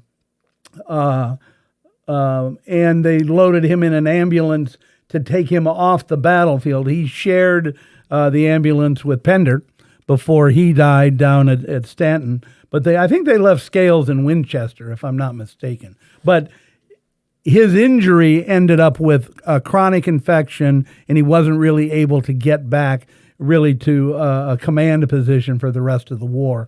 But yes, he was shot in the thigh at Chancellorsville, but he recovered quickly enough from a soft tissue injury, if we can call it that, to command here at Gettysburg. Lucky leg, or... Yeah, well, I think it was the same leg. I'm looking at my records here. I don't know if it was... I think it was his left. But again, if it doesn't hit the femur bone and it doesn't get infected, then he can be up on it pretty quickly. If you break the femur, yeah, and can set it, how long does it take to heal? Does it heal longer than most other bones? Nowadays, we rarely ever treat femur fractures without surgery because it's such a big bone in kids, but in an adult, we put a metal rod in that, and it takes about 3 months to heal. So it's a pretty serious injury. I mean, I'm guessing with all the muscle around it, it would be hard to set manually anyway, right? Yeah, we actually use a special piece of equipment that we put the patient on and put a traction pin in and pull as hard as we can and use an X-ray machine. It's a pretty fun operation to do. I'm sure One of my favorite operations. Yeah, it sounds great. Yeah. Oh God! Anything else, John B? Oh, thank you very much. All right, you're very welcome. Thank you. And then we got one more. It looks like we got Matt here. I'll get to Matt in a second. So yeah, but you were saying though that there's a machine that pulls the bone apart, and then so you could put it back together essentially. Yeah, basically it'll if I just pull on the leg to try to line it up to put the rod in, you got to pull for a long time, and you can't do it for very long. And so we put a traction pin in, and then hook it up to it's called a fracture table, and you just start to pull until the bones now are lined up. Right, and then you can let it go back together. Yeah. It's like being on the rack. It is, but it pays better. Sorry, the first reference to that. No. Matt, you're on the air. Hey, I just got a quick question. With all your research throughout Gettysburg and all the injuries and wounds and deaths, what is the one on either side that stands out the most to you that just resonates? Sticks with you? And Matt, but before we lose track of you, I just saw your voicemail this morning, and I will get back to you. Thank you very much for your offer. Go ahead, Rick. Oh, okay, great. No, I'm glad you got it. Yeah, no, anything you need to help out, I'm always willing to do that. Thank you, sir. Down near Winchester, there was a Confederate artillery officer, Snowden Andrews, I think might have been the name. But anyway, he had a wound that resulted in his bowels coming out the front of his abdomen. It's called an evisceration. And he laid there with his bowels hanging out, and he started to yell at the surgeons because, as he said, "Gee, Dead, I had a hound that this happened to, and we washed him out, and he lived." And so he talked them into doing that. I'll be darned, the guy lived. No kidding. Yeah, they put a metal shield in his abdominal wall, and that's what he lived with. But he survived what's called an evisceration, where your bowels are hanging out. So farm life veterinary practices worked here. Oh, yeah. Because the patient said, I did this to a dog. Oh, right. I did this to my dog, and he survived. I want you to do it to me. And amazing. And there were a couple. This happened down in Sperryville, which is in Virginia, and nobody thought he was going to live. But I mean, he's looking at his bowels, and he survives. No, wait, I have a couple questions, and Matt, if you have more, we'll get to you after these. So, okay, one, the water then. I mean, they had to have boiled the water. Did they know to boil the water? I mean, well, they didn't really understand anything about infection. Right. So I don't know if they would have. But the practice of boiling water to what we know as sterilizing things, wasn't that done? It wasn't. Okay, they didn't know what sterile was. Yeah, okay. So you can see luck has a lot to do with it. Yeah, because I mean, you just go down to a creek or a well, even if it's a well, right? You God knows what the hell you're pulling up there and throwing into the body to wash it out. Right. And of course, you don't leave the water in there. No. You're gonna drain Wash it through. Yeah, but still, what gets in there gets in there. Right. And my other question was, I've always wondered this because sometimes in war movies, you'll see someone get stabbed or shot or eviscerated, and they're screaming on the top of their lungs, right? Now, I know enough to know that when you want to get really loud and scream like that, a guttural scream, you need your guts, but you need the muscles in your abdomen. And I'm guessing if I'm sitting there with my bowels hanging out, those muscles are severed, correct? They would have been ripped open by the injury itself. So it's going to be hard for me to get that real But as long as your lungs are intact and you can shout because you can exhale, you can get a pretty hefty. So it would be like more from the chest and the lungs than the abdomen. So So it's as loud as I can get without the ab muscles. All right, Matt. Anything else you want for Rick? From Rick. I was just wondering, how long did that guy live for? Oh, a normal lifespan. He Really? lived. He lived well past the Civil War. I'm not 100% sure that I've got his name right, but he was a Confederate artillery commander. If I'm not mistaken, I think he might have outranked Latimer here, Joseph Latimer here, but I'm not 100% sure of that. And Rick, Matt also wants to know if you do private tours. Of course you do. Sure. You're in uniform because you're going on a tour right after this. Yeah. So I'll put you in touch with him so that he can book you. He's coming out with some friends. I do general tours, but I do special private tours as well. Get it? General, private, colonel. I won't do a lieutenant. No. I'll do medical tours if people are really interested in that. Yeah. Most of my tours are general tours. Yeah, that's the ones. What's that, Matt? The ones we're looking to do is after watching the first one on the Union and the one on the South. The group I have coming, I told them about it, and they're more interested now ever. Oh, great! So we were looking to do a private medical one. Yeah. When is it? When is it? You're coming out? May? I'm coming out April 4th through the 7th. Okay, I might want to go with you on that. Would that be an imposition?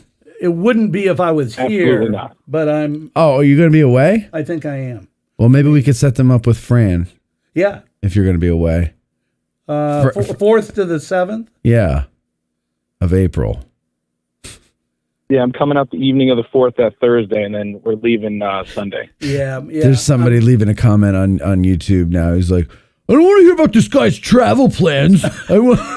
Well, it's tough to do a tour when I'm in Europe. You poor thing. Yeah. Well, we'll get you set up with Fran Fiak then. He's Rick's partner in crime, I'm sure you know, and he could do just as good a tour.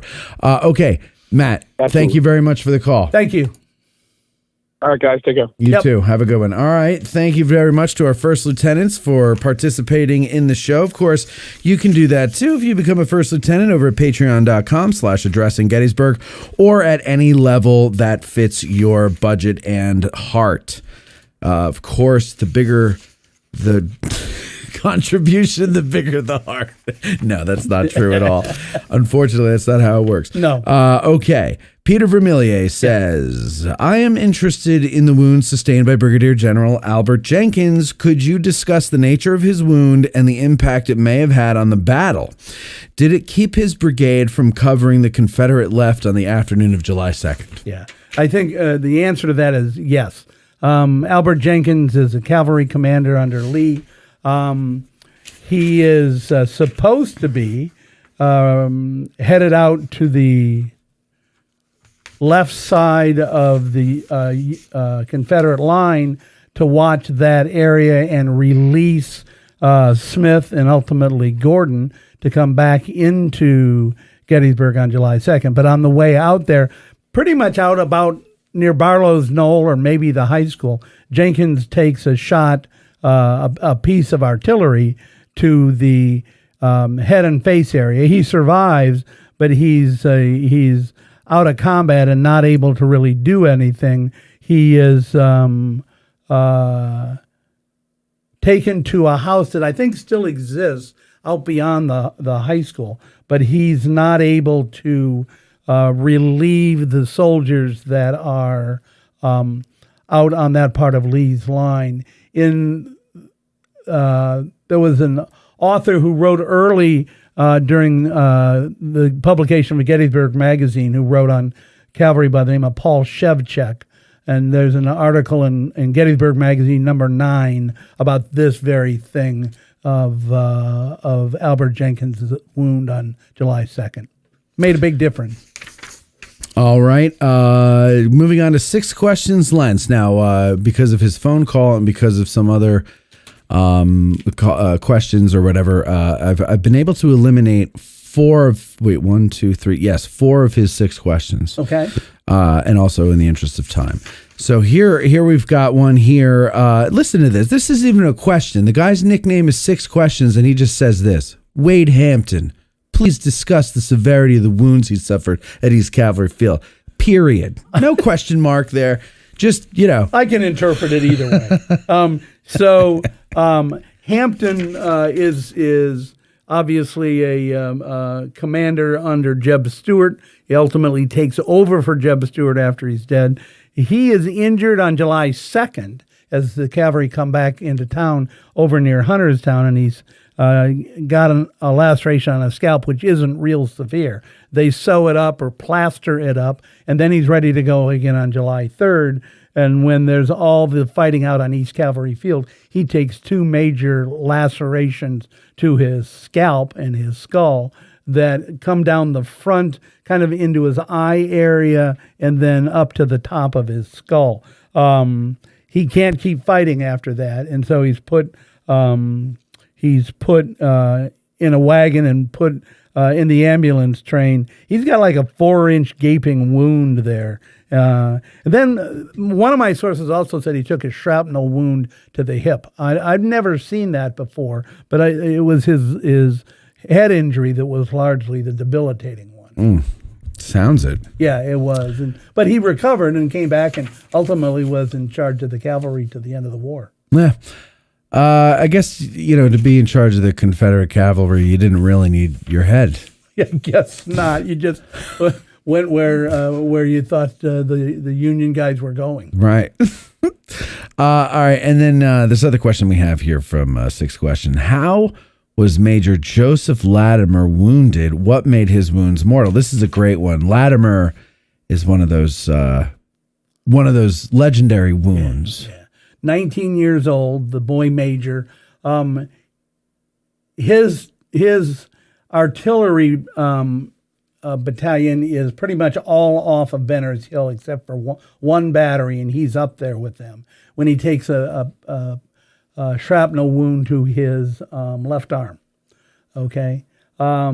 He's taken over to the Lady Farm, which is on the Hanover Road, right across and down the hill, where an amputation is done. And that is done by his brother, who's the surgeon no kidding. For the unit. Oh, my God. So he's had the amputation, but it gets infected.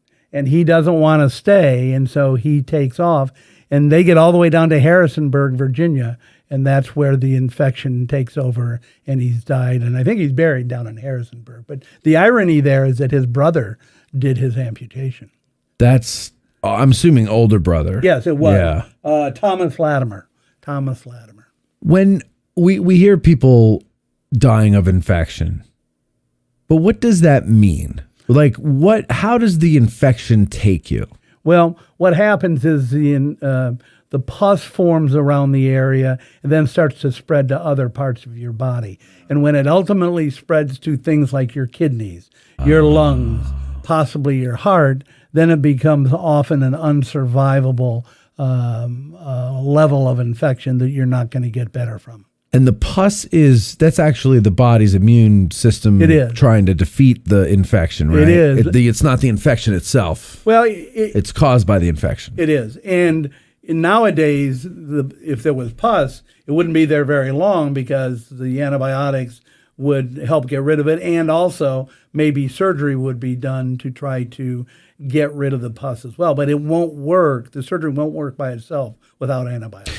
No, when they do the surgery to get rid of the pus, or are they vacuuming it out? I mean, or are they? Yeah, you basically open it up and drain it out, and it just depends on what the infection is like. I've had cases where a guy has had an infection all the way up and down his leg, and you make an incision, and then it just runs out from down low up high, and it's just a matter of washing that out with a lot of fluid until that's cleaned out. But like you say, that doesn't really do it unless there's antibiotics too, because all you're doing is getting rid of the symptom of the infection. You're not getting rid of the infection itself when you drain it. That's right. And I should have been a doctor, Rick. I think if you do a little bit of mail work, you can probably do this. If you do the antibiotic and no surgery, that won't work either. Right. Just like if you do the surgery and no antibiotics, you got to do them both. Got to do them both. Okay, let's move on here then to Ricky Fowler. Ricky Fowler says something very sacred in the Addressing Gettysburg world. He says Alderson Broderson, and we say that Broderson. We say that back to you as well, Ricky. Alderson Broderson to you as well. I'm honored. Yeah. What kind of wound did Dorsy Pender receive to his leg on July 2nd, and what sort of triage would have been performed prior to his return to Virginia? What factors led to his...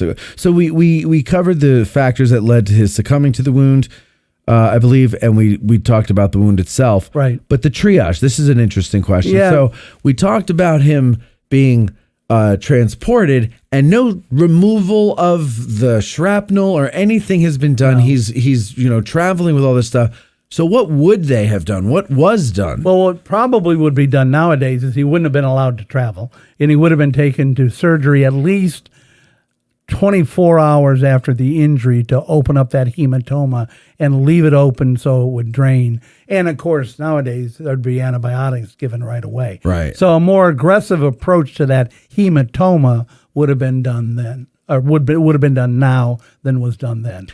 This might be a stupid question. But in the Westerns, they always throw the whiskey on the wound before they pull A, did they know of that concept? And B, would alcohol have that type of antiseptic property? It would have been helpful, but it wasn't an antibiotic, but it would have killed some bacteria. How about a hot poker and cauterizing the wound? No, that would make it worse. That just stops it from bleeding, right? Yeah, exactly. But then it infects it with the soot from the... Right, and you've got more dead tissue in that area. But the alcohol wouldn't be enough probably to just do it by itself. There were, through the course of the war, there were fluids used like bromine to clean out gangrene, but that was all kind of figured out as they went along. Okay. So fascinating. All right, and then just refresh my memory though. What were the factors that made him succumb to his wounds? Was it we're talking Dorsy Pender here. He got a large hematoma that got infected, and then the blood vessel in that leg, which was intact, got infected, and they couldn't stop the bleeding. And then it spreads. Yep. Yeah, okay. Sarah Wendorf says, my question is, would any of the Confederate generals killed at Gettysburg have survived with modern medicine, in your professional opinion? That's a great question. It is a good question, and it made me sit back and think of, okay, so, and Sarah's question was specific about generals. Yeah. And there are 10 generals killed at Gettysburg. On the Confederate side, I think Pender could have survived, and I think Armistead could have survived, but he was more unlucky than anything else because people still die nowadays of blood clots. If you think of the Union generals that died at Gettysburg, some of them might have survived, but a couple of them, I don't think they would have. I don't think they would have. All right, J.B. Umstad says, what is the story about Ewell rinsing his stumpy knee off with a well pump? Yeah. Where was this supposed to have happened? It's actually pretty well documented. I love Jamie's that you know where the Bender farm is, right over Rock Creek. They're rehabbing it. Right down by the road, there's a water pump, if you will, inside. And that's supposedly where he rinsed his leg off. Now, why did he do that? You're talking the Benner farm or the off the Harrisburg Road? The Benner farm. Yeah, I misspoke. Benner. The Benner farm. Okay. Yeah, right out by the high school. The reason that he would have done that was back then amputations were not done often in a consistent fashion, so it was sore, it didn't fit very well. His leg was, when he wore it all day long, it was a problem. Probably smelled. Yeah, it did, and the socket that it went into would have smelled, so he would have wanted to rinse that out and rinse his leg off. And, he did make the observation as he was coming through Gettysburg when he got shot in the leg, it don't hurt much to get shot in a wooden leg. Yeah. And then she has another question. She says, what are some of the make-do items the CSA had to use in place of necessary medical equipment when they ran out? That's another great question. Well, and they did run out quickly because the naval blockade kept a lot of stuff from coming in from Europe. And the Confederates came up with a device called a CHISM, that's CHISOLM, a guy's name, inhaler, which saved a lot of anesthetic because it was basically a little rectangular thing with two prongs that they put in the nose, and you didn't lose a lot of anesthetic that way. So they could save on anesthesia.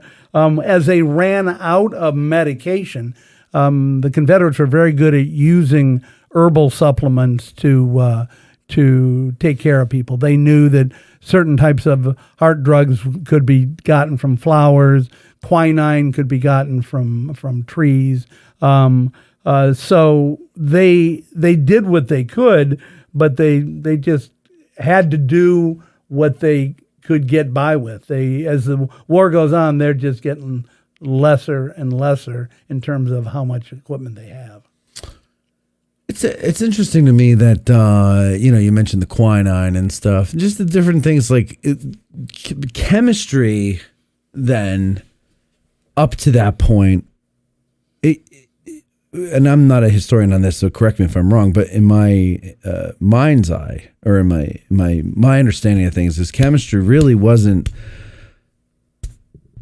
that much advanced until after the war, when when we started really modernizing. It was an interesting concept because things like the periodic table of elements was beginning to be understood, but not to the point where you could put things together and make medications all that easily. Right. It took really more of a sophisticated nature to do that, but that all came about towards the end of the century. So things like quinine helping with malaria, for example, that would have been an accidental discovery. Exactly. Right. And not knowing exactly what we know that now. Right. Right. Okay. Right. Got it.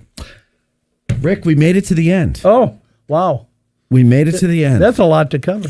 We did it. I think you did a great job today, well, Rick. It was as always, great fun to do it. It really is a lot of fun doing I love these medical episodes. And you know what? I feel like if there is such a thing as reincarnation, I hope I come back smart enough to become a doctor and I do it. Because I just find this stuff so fascinating. It is. And it's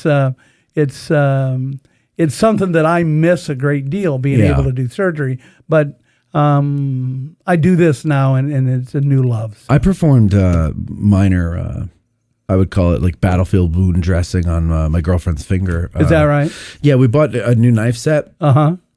And it's like this German knife set, and the block has sharpeners built in. So every time you put it in or pull it out, it sharpens, right? So these things never go dull. And we just got it. She opened it up and she's washing them. Oh. And I'm like, that's new to me. Apparently you wash everything when you get it. I never knew that. So anyway, so she's washing them and then and she gets herself right on the side of the finger. Okay. And I think it was in here, and she can't handle blood. So I go and I get the first aid kit and everything, and the bleed stop. Got to get bleed stop, ladies and gentlemen. You know what that is? Yes. Oh, yeah. Absolutely. It's like the greatest thing to have on hand, and I've needed it a few times. So I can tell you in the operating room, that's plan E. Bleed stop. Yeah, bleed stop. We're usually wanting to stop it in other fashions other than throwing bleed stop in there. But you can do it. I found the gauze, and there I see this thing called bleed stop. Yeah. So I take it and I put it on my head, and within seconds it stops. Yeah. And it makes basically a scab. It's like desiccated potato, I think, right? Well, and I mentioned this earlier with progress during the times of military conflict. That's where bleed stop comes from. It was used by the military over in the Middle East for some of the early Kuwaiti wars over there. I think they actually they used it in an episode of Yellowstone. Oh, is that right? Yeah, really? there was the people who were against the Duttons put a certain clover, I think, that is the cows can't digest. Oh, really? In this field, and the herd ate it, and they discovered it. They were sick, and they can't belch. Yeah, that's right. Right. So they're filling with gas. I'd die if I couldn't belch. Me too. I'd be so bored if I couldn't belch. But anyway, so the long story short, they're filling with gas. Right. And so the one wrangler goes over, takes a knife, and right into the abdomen of the one. I didn't use bleed stuff. Close to the knuckle joint? Well, what it was, I looked up, I Googled it, and there's a little artery here. Yeah. And she nicked the artery, and that's where, so everywhere else, I put new skin on it. Okay. And the new skin took, except that one little spot. Because it moves there. Yeah, well, and because it just kept, I could see it. It was just like pumping a little blood. And most importantly, Matt, her tendons work, her nerves work. Everything works. Everything. Yeah, works. yeah. No, and it healed up beautifully. I'm very proud of it. Well, my job isn't that hard. Right. If I can do it, anybody can do it. Right. Ladies and gentlemen, thank you very much for listening. Rick, thank you for coming on and doing this. Really, patrons, thank you for your support and all your questions. And we will talk to you all next time. Our hearts so stout have got us fame, for soon 'tis known from whence we came. Wherever we go, they dread the name of Gary Owen in glory. Instead of spa or drink